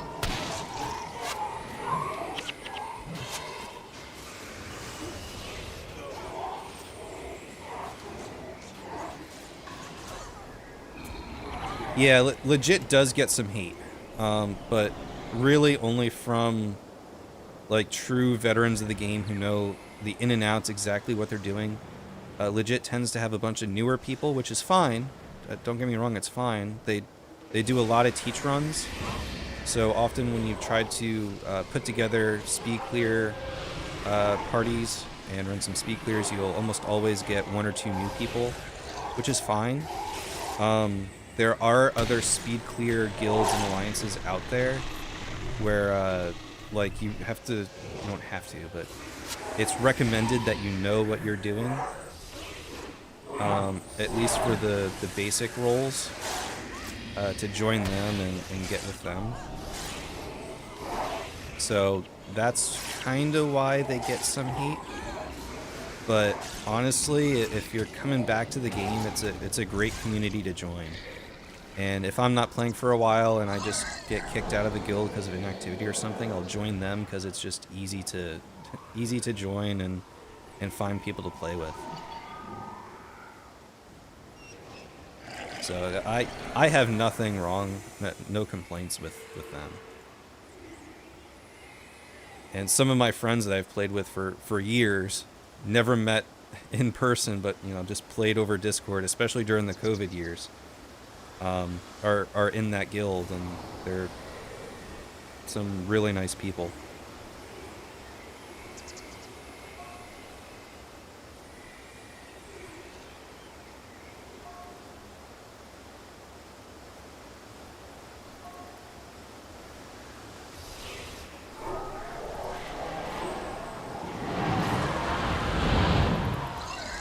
Do I need this ally with me?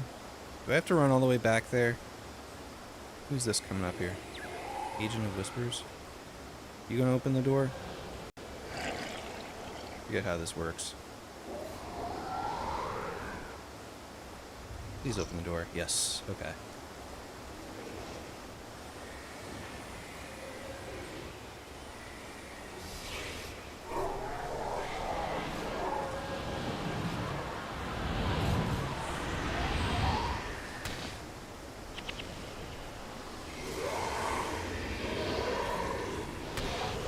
Gotta watch it because I have minions with me. So I'm gonna kill this stuff first.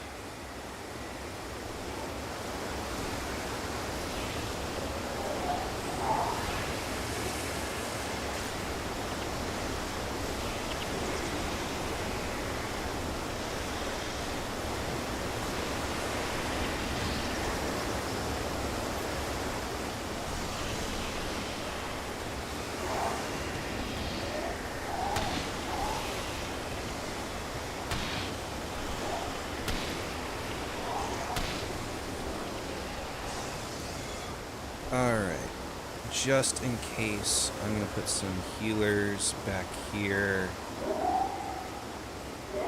I'm going to precast some ST spirits.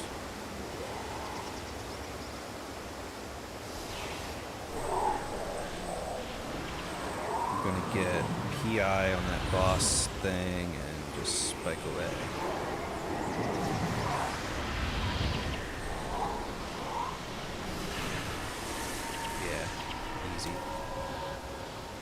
I kind of remember getting spiked there. I don't remember why.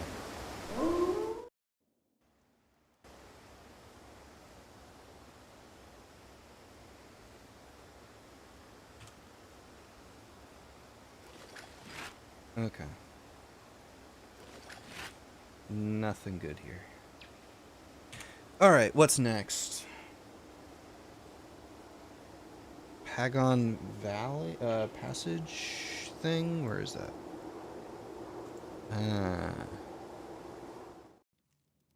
I don't really remember this one.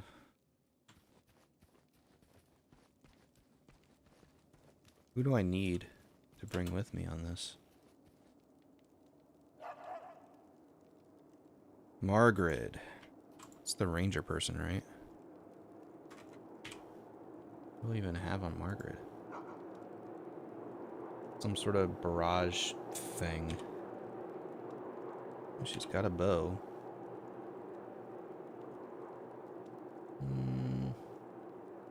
Don't need you to be creating spirits.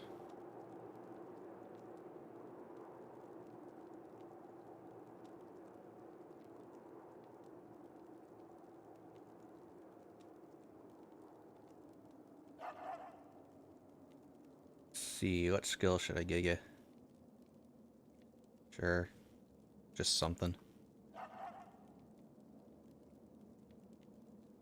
Interrupt. I'll take that. Okay.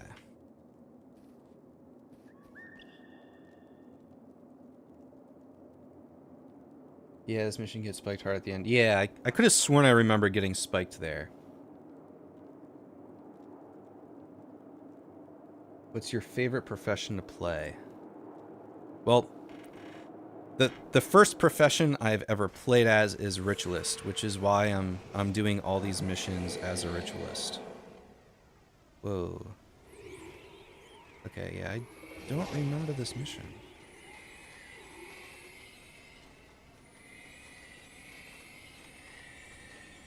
Oh, this is where I have to run through town. Okay. Yeah, no, I kind of remember this now. Yeah, so favorite profession to play as, like, I started as a ritualist, so that's kind of, you know, just my bias. So I like playing as ritualist. I mean, it all depends on what you're feeling. If you like doing PvE stuff, pretty much anything is good. Looks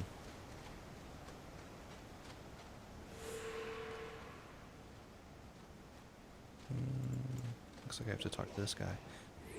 But if you're doing speed clears, it's all role dependent. So you may have to be a dervish on one speed clear or an assassin on another.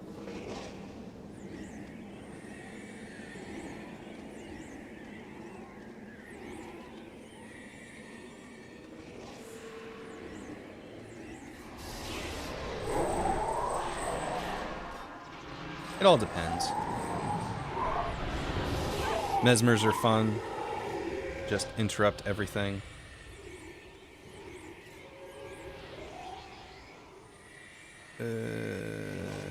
I got lost.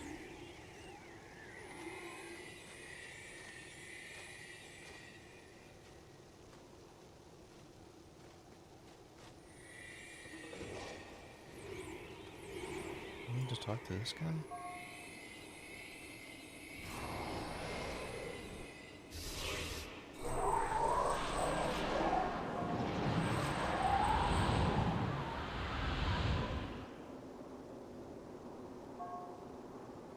What just happened?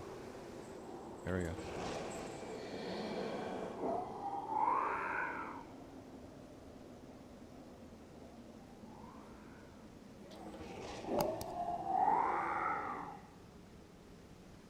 I think that's done.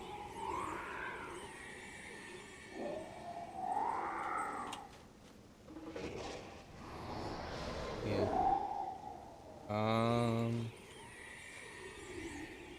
Where do I go from here? It's been so long since I've done this particular mission. I think I usually skip over this one. I remember. Just go straight out this way.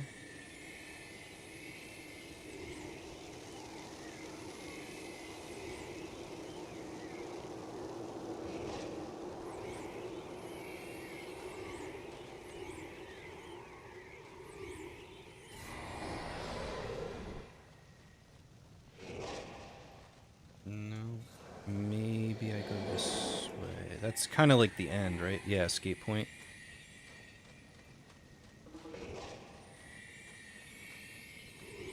think I'm doing these out of the optimal order.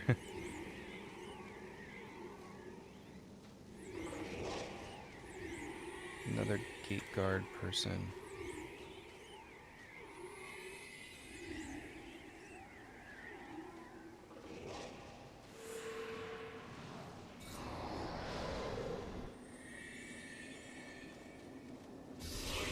Oh yeah, and then I was supposed to go up that way.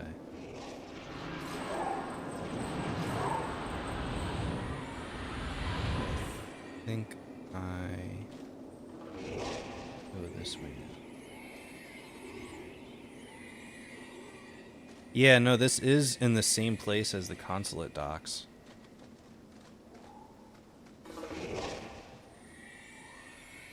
There's a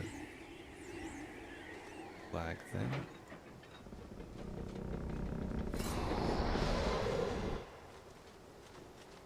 Ah, there's that long bridge. Geez, it's been so long since I've done this mission. I don't really remember this one. Yeah, it's the same place as the consulate docks.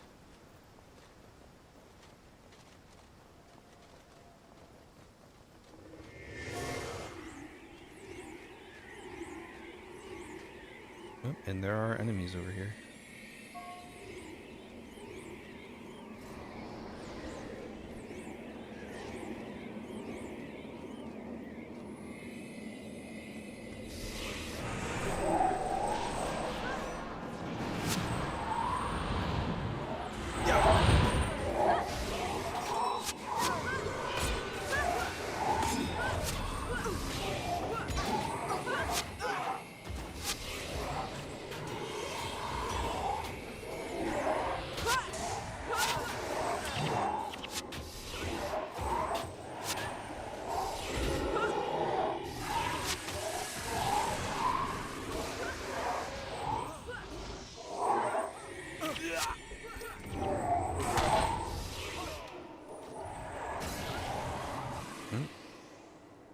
Stuff is happening. Okay. I guess I go back now.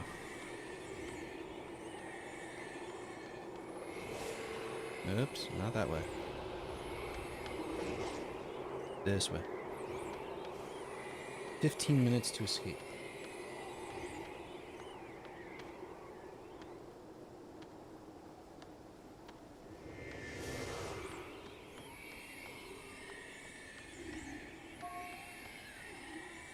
Don't think it'll take me that long to get over there.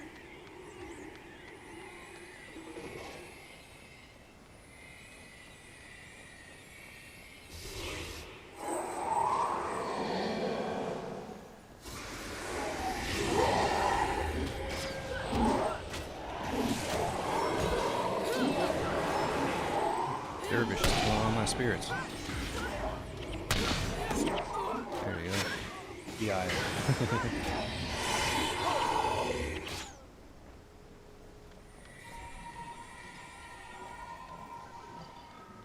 All right.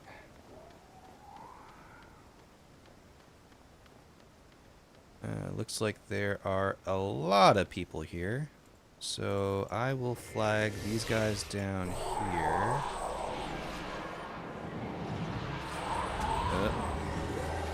Looks like I'm pulling a bunch of them anyway. T.I. the Zealot.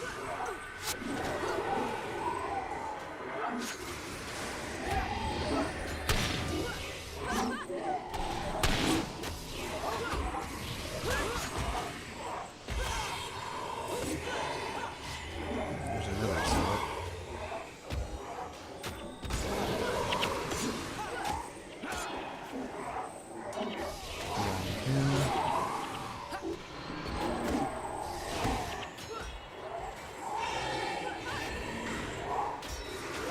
These are all just bow people.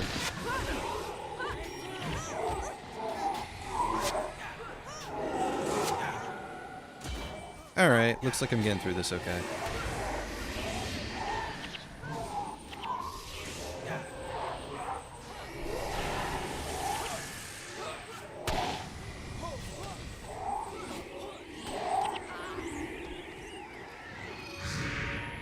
Alright. I think I go this way now. Yeah, I'm just following this route all the way back to that pier, right?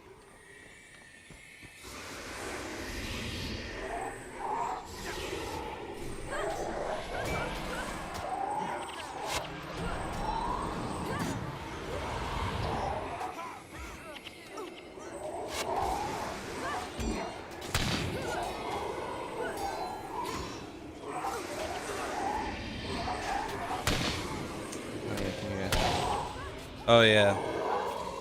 I think what helps is putting PI on the zealots, on the dervishes. Because they attack a lot of enemies at once and PI just, like, destroys them.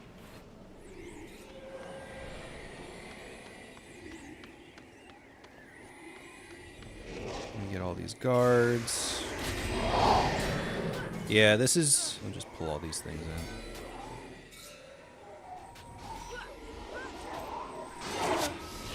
This is just the consulate docks, kinda in reverse.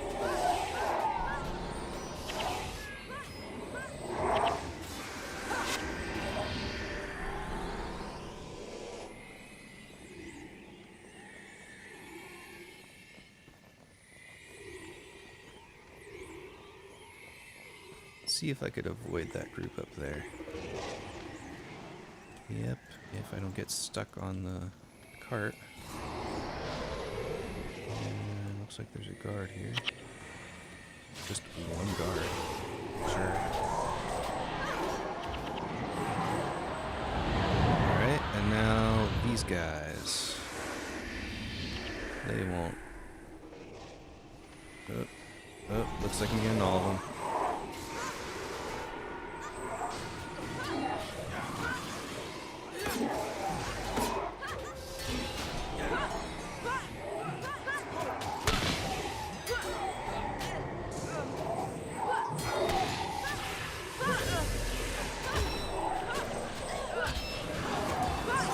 Trapping these guards in my spirits.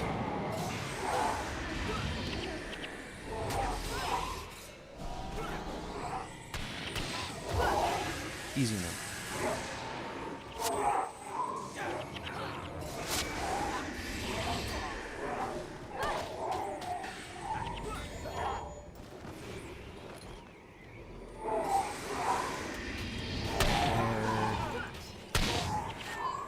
Ooh.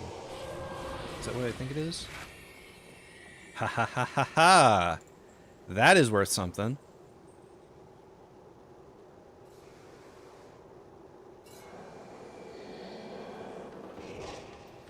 I think that's worth like 20k. We will see. Just go here, right? Yeah.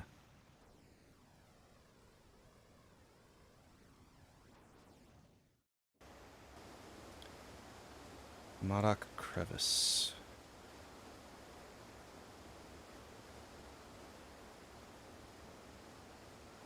Alright, I want to go trade that in. Comment on. How many districts we got here? 4 districts. So for those of you who played this game a long time ago, 4 districts may not seem like a lot in Common. For the past 5, maybe 10 years or so, it's typically 1 or 2. But I will say that after one of the updates they did, more than 5-ish years ago, maybe 6, 7 years ago, they did an update to increase the size of each of the districts. So there's more players that are allowed in these districts than what you probably remember from way back then.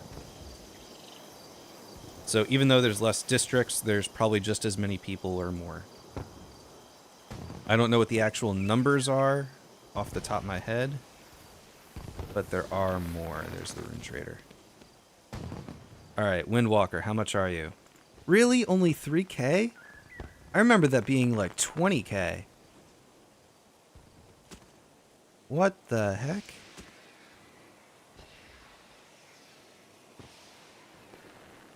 Huh. I could have sworn that was more expensive. How much is Superior Rune? 70k. That went up. Jeez. Alright, well, gold is gold, I guess. I'll take it. Necromancer tome. Collection of tomes there. Merchant. Yeah, so with the 20th anniversary going on, a lot of the stuff in the Guild Wars store is on sale. All of it's on sale. So if you don't have Guild Wars at all yet, you could actually get the entire game with all the expansions for only $8. It's the best deal I've ever seen in this game. And not only that, everything from the add-ons to like storage panes and extra material storage and all that, like it's 60 to 80% off, something like that. And also the mercenaries, where you could get your other characters as heroes and select them as heroes. Like my necromancer here, for example, he's a character on my account that I can use as a hero. Like, I highly recommend getting those if you don't have them already.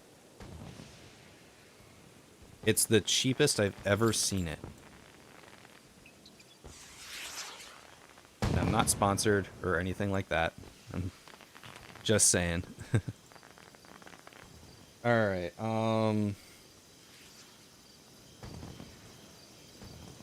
where was I?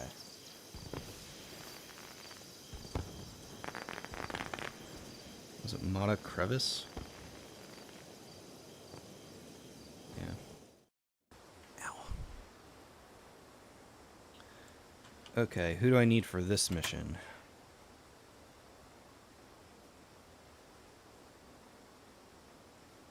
Dunkoro. Alright. Let's see. Add my mesmers.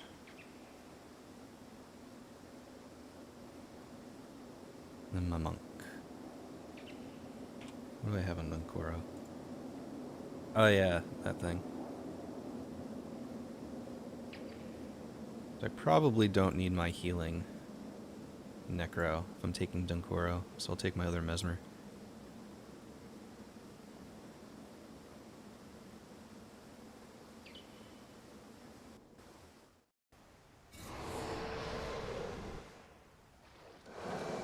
Ah, yes. Okay, so this mission you could actually farm too, this beginning part.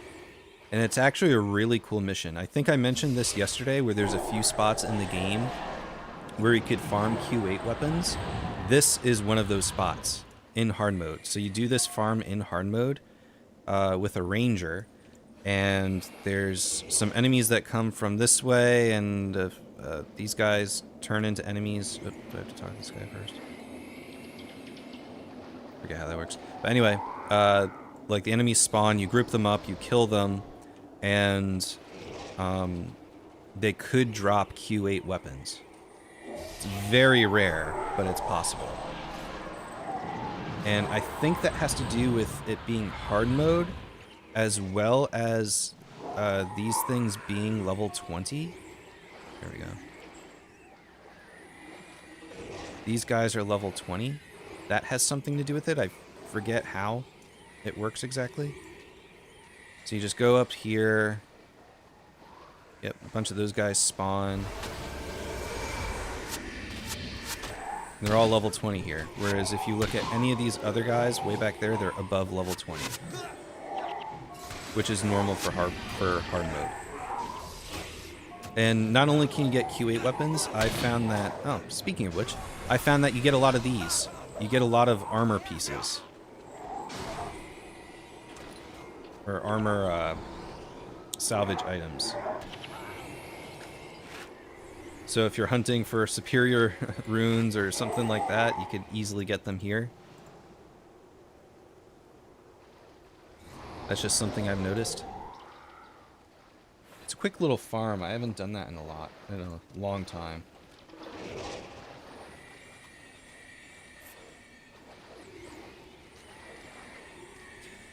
Oh, you know what I forgot? I forgot to bring you Move Like a Dwarf. There's a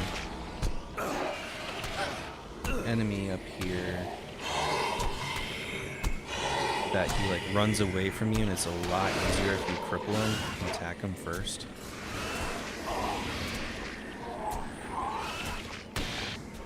Oh well. We'll do it the normal way.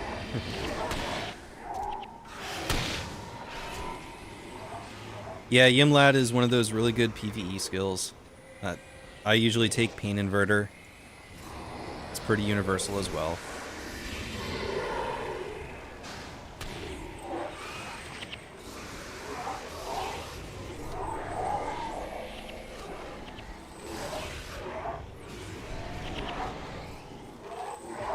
Oh, it's the bonus. Okay, that's what I'm thinking of. Yeah, we're just doing storybooks, like for those missions that came out with the 20th anniversary, just to get the miniatures. We're not really shooting for bonuses here. But if we were trying to do the Zacian mission, or complete the title where you have to do everything in hard mode with bonuses, then yeah, we would have to do that. I already have that title. So I have Guam on this. Where is it? Yeah, God walking amongst mere heroes. This is the only character I have Guam on. Someone asked not too long ago what my favorite character or what my favorite profession was, and you know, ritualist, just because it's the first character that I started on. So this is the first and so far only character that I have the Guam on.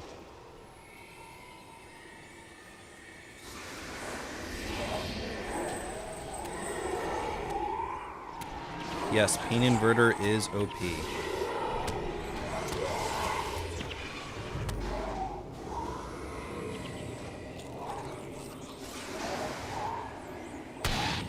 But yeah, some of the titles that I have left are like the account-based ones. Like Kurzik's I need, the Z keys, which I'm probably never gonna get. Oh yeah, the lucky, unlucky. And then I guess some of the PvP stuff. So the account-based, not necessarily character-based. Ah, these guys. Yeah, if I want the bonus, I gotta kill these things pretty fast. Yeah, and I wasn't able to get one. It's easier to do with another human in your party, another person, who could also bring Yimlad. One target, one on the left, one get one on the right.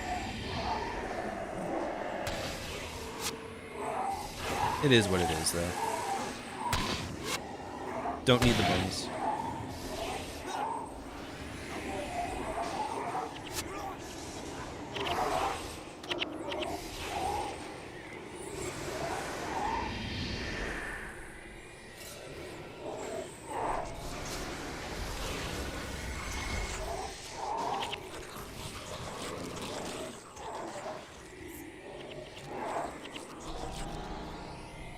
Yeah, I also mentioned that I used to farm the Cath Hammers. Occasionally, I would sell them for Z keys.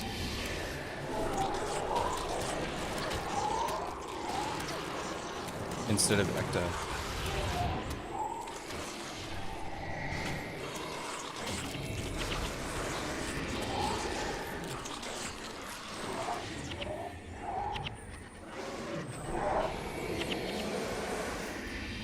Is there a way to check if the gold weapon drops you get are worth anything? It honestly depends on the skin.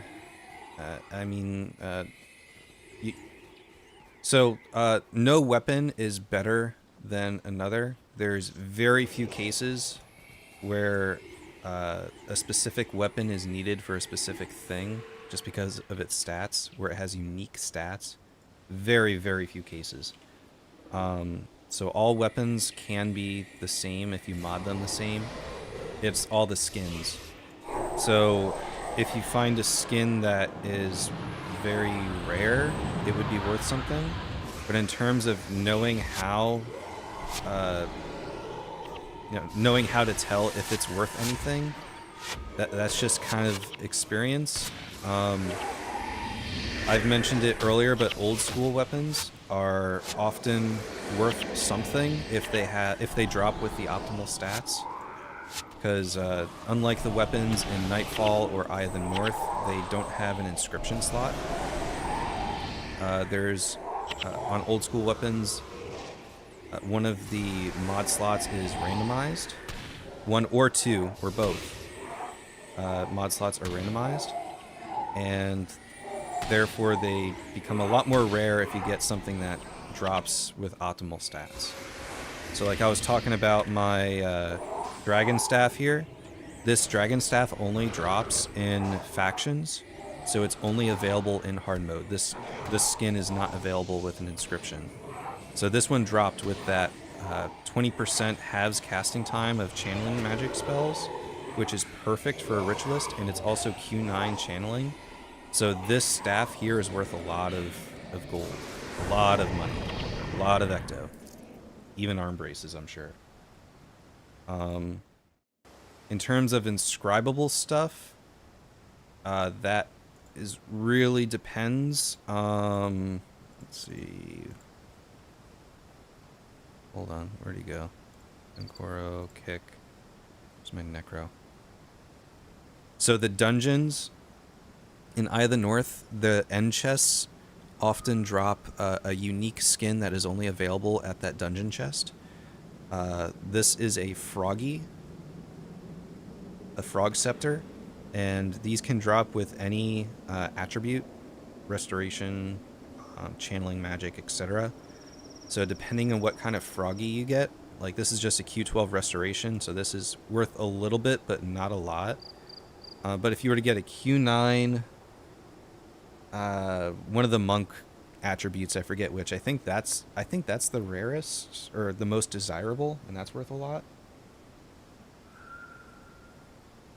That shield with the 10 plus versus demons had to have been worth a lot too. Yeah. You're talking about from the 100 shields that I unidentified, or that I identified in that one video. I think I sold that. It was a Q12 if I remember correctly. Where's the chest? There's a chest. And I forget how much I sold that for.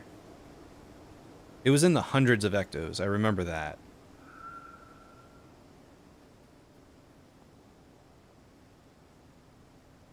Yeah, so this is one of my...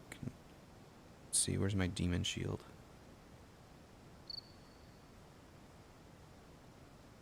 It may not be here. Fire piercing, earth, lightning, plants, ogres, dragons, demons. Okay. So ornate buckler. So these are the kinds of shields I like to collect. -2 physical damage while enchanted, plus 10 armor versus a specific group of enemies. So old school shields in particular, there's some like groups of enemies that are only available as old school mods. So like this armor plus 10 versus demons, there's no inscription slot that increases the armor against demons. It can only drop old school, or there are some green shields out there that drop that. So I collect these rare ones, and I have a few sets of each. I think that's my only demon shield I have. Actually, that might have been the one I found myself from that video. I may not have sold it.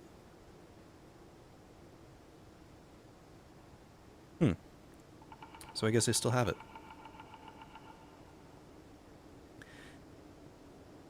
Yeah, so there's a lot of cool skins that are really rare, that are worth some money. And with this 20th anniversary update, they added even more skins, some of which are only available in factions and or prophecies. So they can only be old school. So if you want to hunt those weapons and get those specific mods that would make them like usable on a character, I'm sure they would be worth a lot. But since this update just came out, if you were to try to buy one in Commodon, I'm sure they would be very, very, very expensive. Ah, 2 highly salvageable things. So yeah, see an inscription slot on these, where you can remove this this inscription. Like, you can't do that on old school weapons.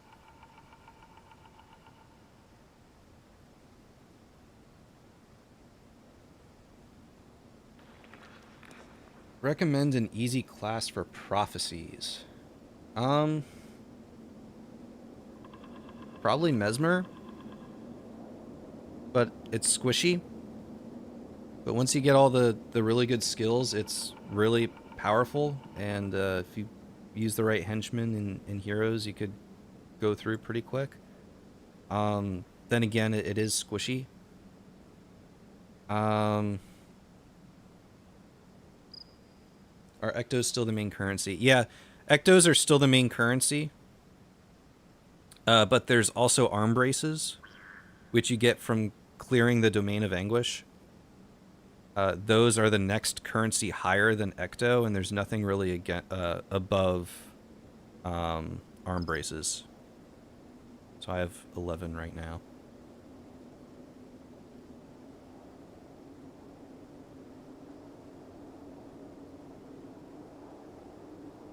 Let's see, do I want to salvage those? Salvage scythe. Wood. Yeah, I'm just better off selling that stuff. Yeah, if you haven't noticed, I don't use toolbox.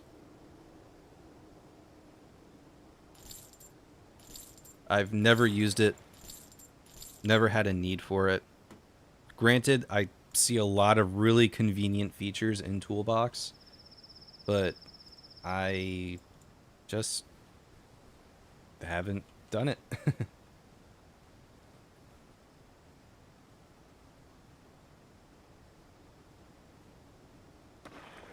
Yeah, Elementalist is good too. It's pretty easy. It's just energy management you have to look out for and casting time, but Elementalist is fun too. It's not as squishy as Mesmer. Or maybe my Mesmer is squishy just because I use 2 superior runes on it. That's just me. With the hero, with the armor mods I have on it.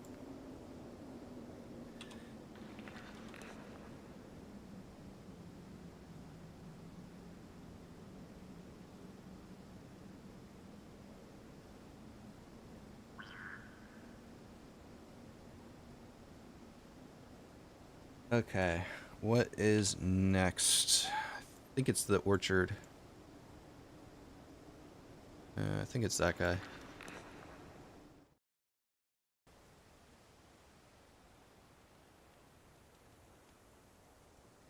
Yeah, Mesmer is squishy. Oh, and the elite skills don't come until super late in prophecies. Yeah, I honestly forget where those elite skills drop. But if you want to play Mesmer, you would want to play something with a build similar to this-ish. At least half of these spells. Like, Energy Surge is by far the easiest and best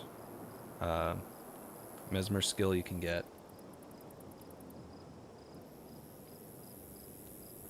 Is the update you're talking about permanent? Yes, yeah, no, the update is permanent. So there are events throughout the year where like different missions and items drop throughout the game. The anniversary event is not unique to the 20th anniversary. It happens every year around this time during this month. So that's why you see cupcakes dropping. You see all these alcohol and chocolate bunnies and golden eggs and, well, actually the chocolate bunnies and golden eggs are from Easter. But the bottle rockets and stuff, that's all from the events in game. The things that are unique to this event, I'll just go to Embark Beach right now.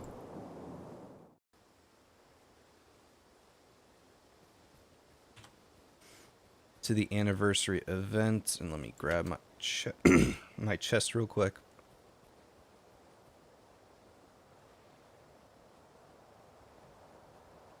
Yeah, so if you go to Embark Beach and you go over here near the ship, there is the Ancient Anniversary Weaponsmith. And as you complete missions throughout the game in different regions, you'll get these proofs of legend. You talk to this guy and you trade in 5 proofs of legends for any of these weapons. These are only available during this event.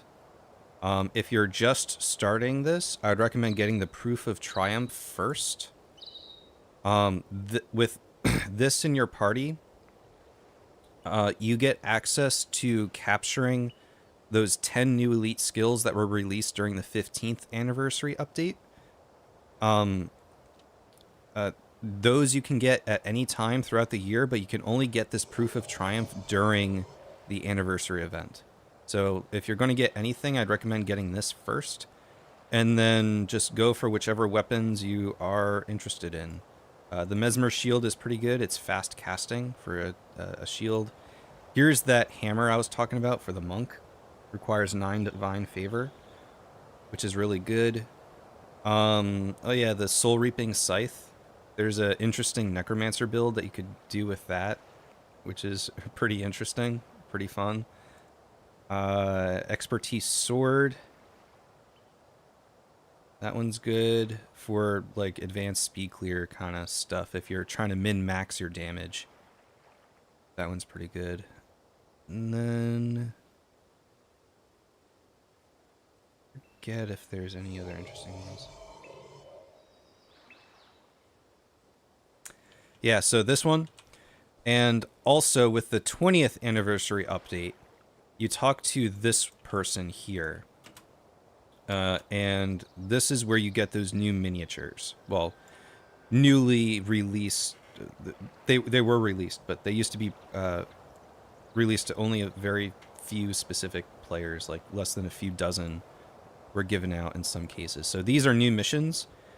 What I don't know, though, is if you can get these missions at any time during the year, or if it's just for the anniversary events that happen once a year. So I grabbed all of these missions on all of my characters anyway, just so I had them, and I'd assume that I can complete them even after the anniversary event is over. But I think these will be available after the anniversary, but I'm not sure. Which is why I didn't really mention it in the last video that I made, because I wasn't 100% sure. But I'm pretty sure they last all year round. But yeah, if you want a complete guide on the entire anniversary event, I'd highly recommend checking out my video on it.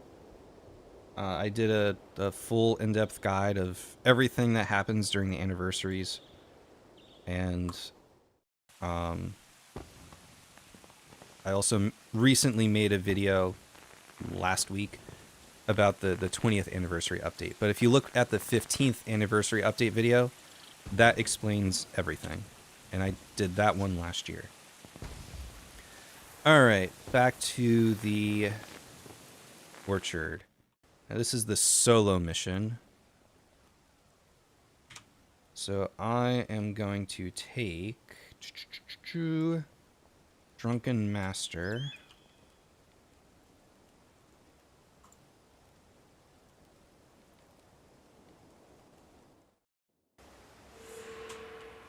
And I'll chew up a cupcake, get a hard apple cider, Drunken Master, so I can run a bit faster.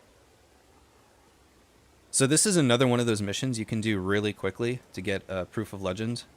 So you can only get 1 proof of legend per like area in each campaign. So I went around and did this mission on all my characters to gather up these proofs.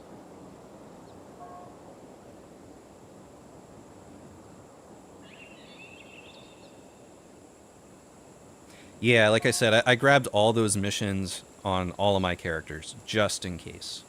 Like I did a deep speed clear earlier that I was talking about. I did that on my Necromancer because I was a Bonder, and I got the Canoxai, the mini Canoxai by doing that. So I need to dance here. Slash dance. Alright, that's one event down.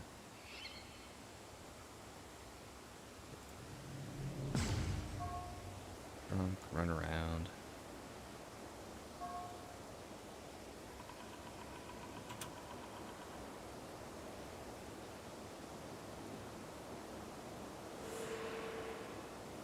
Yeah, this mission's kind of boring.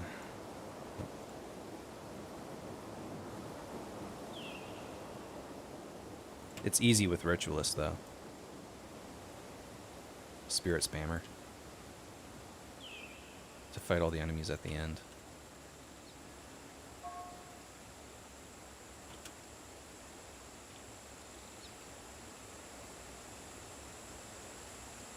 Alright, another event down. Gotta talk to this guy. And while you're talking, I'll go complete another one.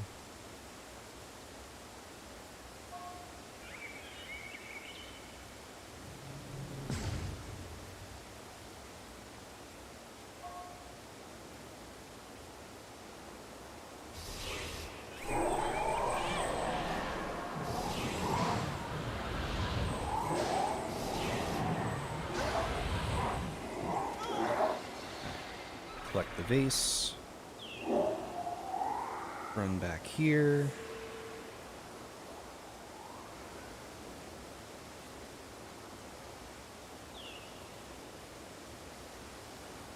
And then this guy turns me.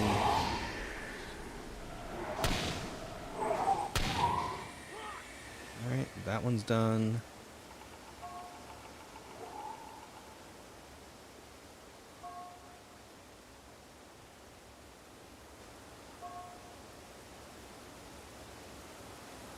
And I just gotta talk to a bunch of people up here. I forget the order. Sure, okay.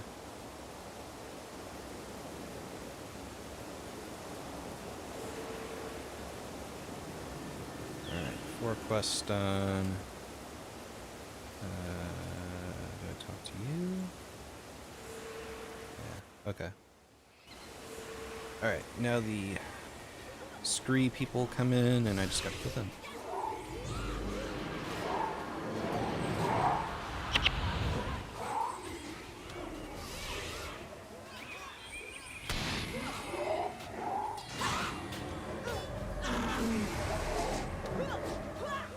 Whoa, why did my spirit just, like, long shot that Scree all the way over there?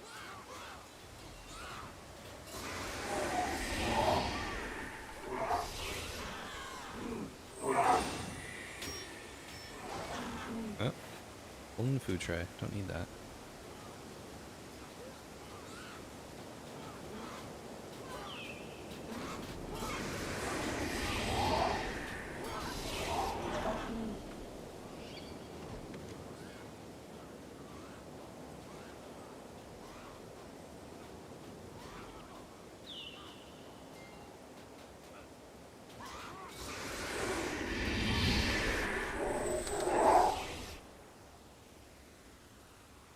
Alrighty. That one is done. Bavian Defender. Why do I not recognize that skin?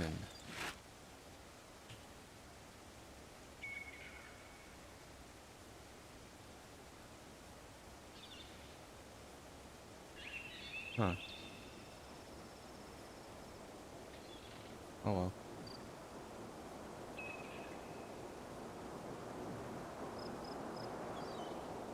Okay. Forget which one is next. This one?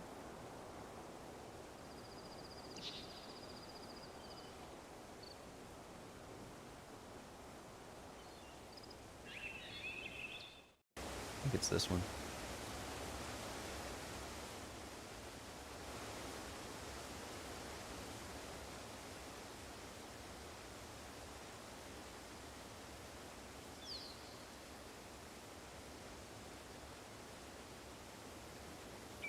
Alright, I need to bring Master of Whispers with me on this one. Okay. Get my BIP. Where's my other necro? That one. ST Ritualist. Mesmer 1. Mesmer 2. Mesmer 3. And then Master of Whispers. And you should have a minion thing on you, right? Yeah. A minion.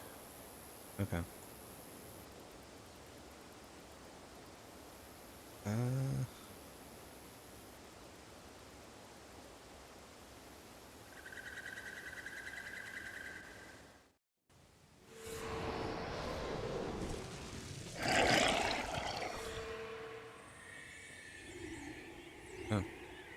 Did I just glitch through? Oh, what am I doing? There we go. Alright, Disciple of Secrets. I want you to take the west. You can take the west as well. And you take center. I need to turn on Lightbringer.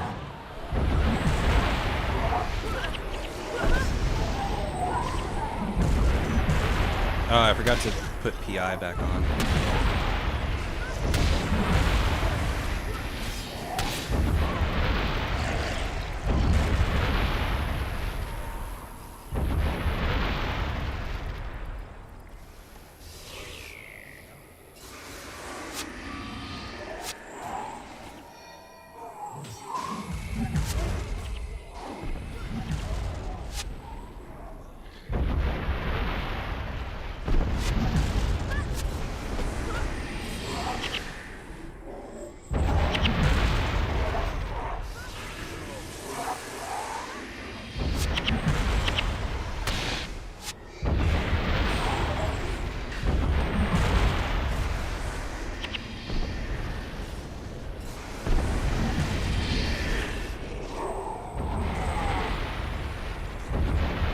Yeah, this is another one of those missions that is a lot easier with more people.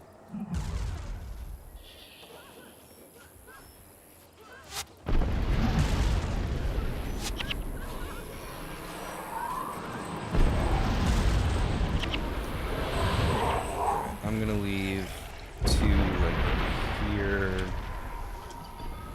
leave some mesmers there, and then I'm gonna bring all these people with me.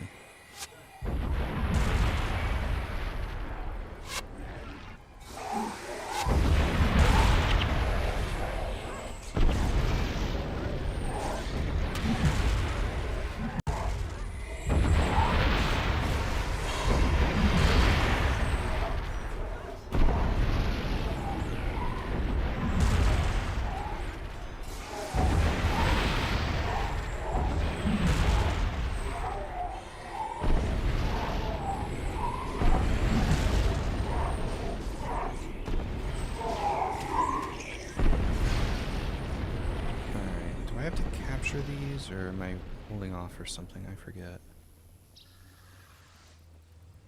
No.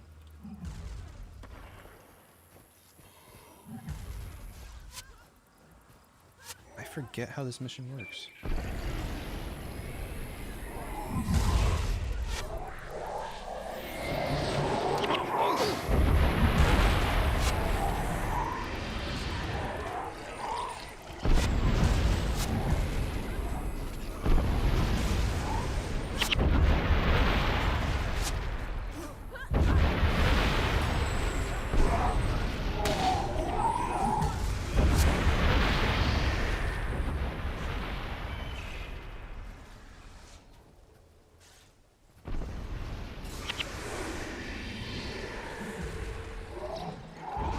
Four generals. Okay, looks like I jumped the gun a bit.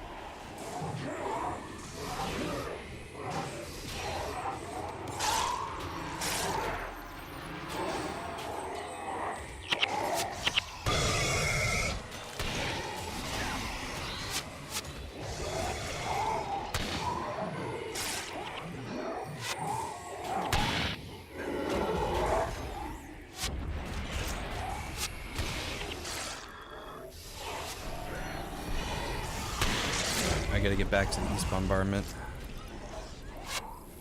Come on, guys. Let's go.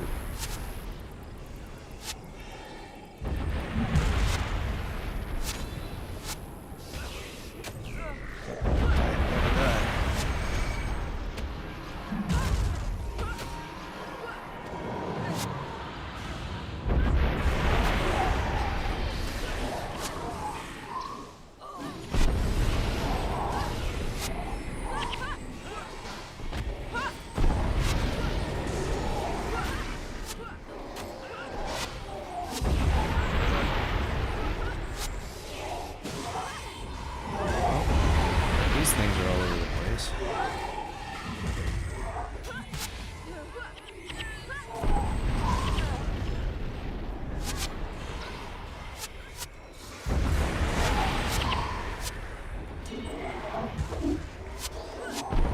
There's all these bowmen.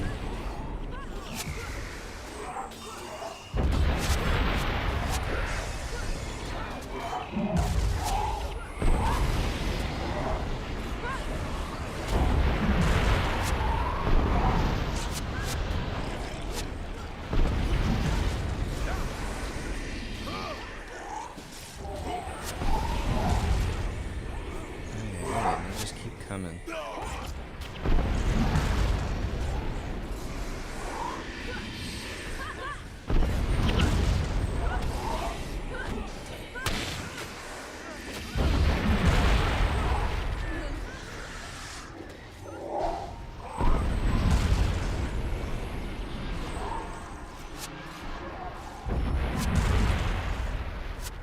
Let's see if I could kill this thing.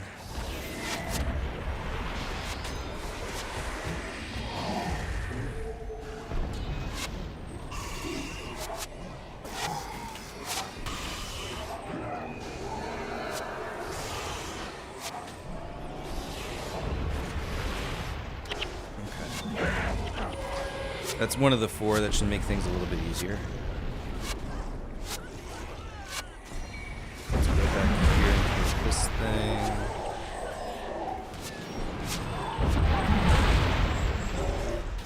Oops.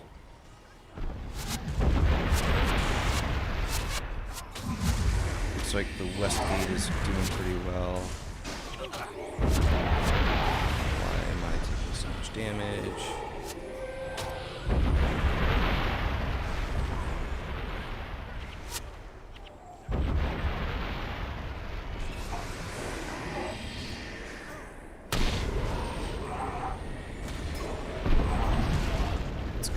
Here, take out these guys. Alright, how is that MOW build? MOW. Is that the Mini Master thing? No. MOW, I'm not... Sorry, I'm not sure what you mean by that.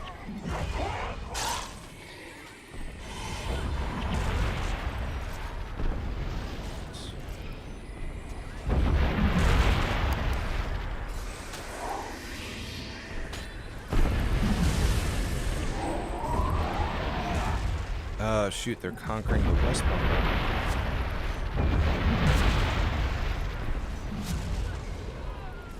There's only 1 guard left over there. Okay. Well, let's capture these guys aggro. Capture these guys as aggro.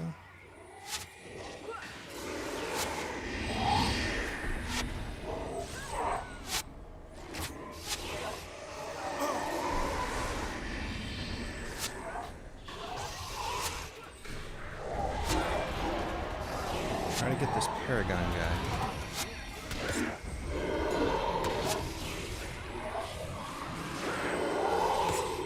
Come on, kill the Paragon guy.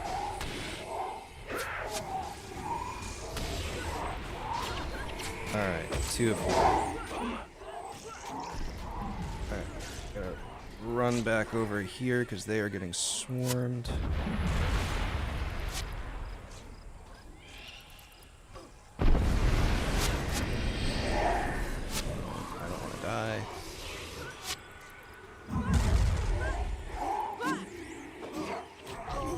Come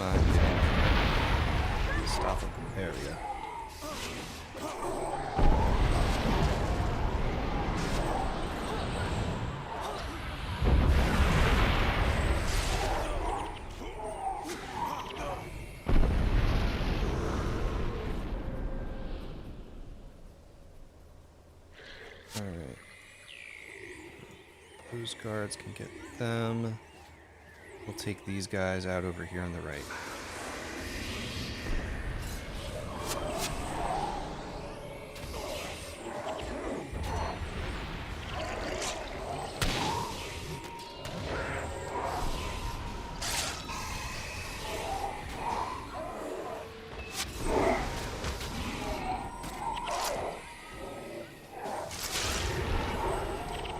Alright.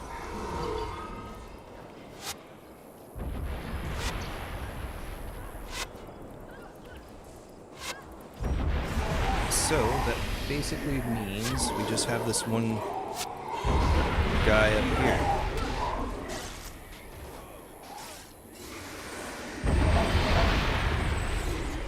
Who has Spellbreaker. Yep. Come on. Attack him.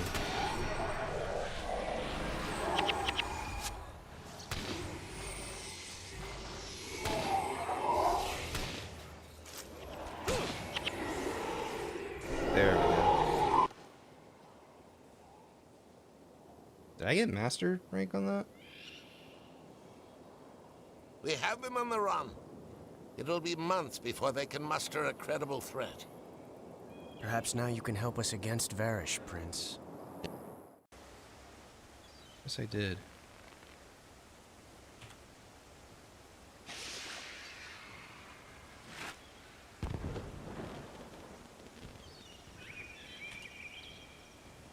Alright, finally got to Kodash. Where is it?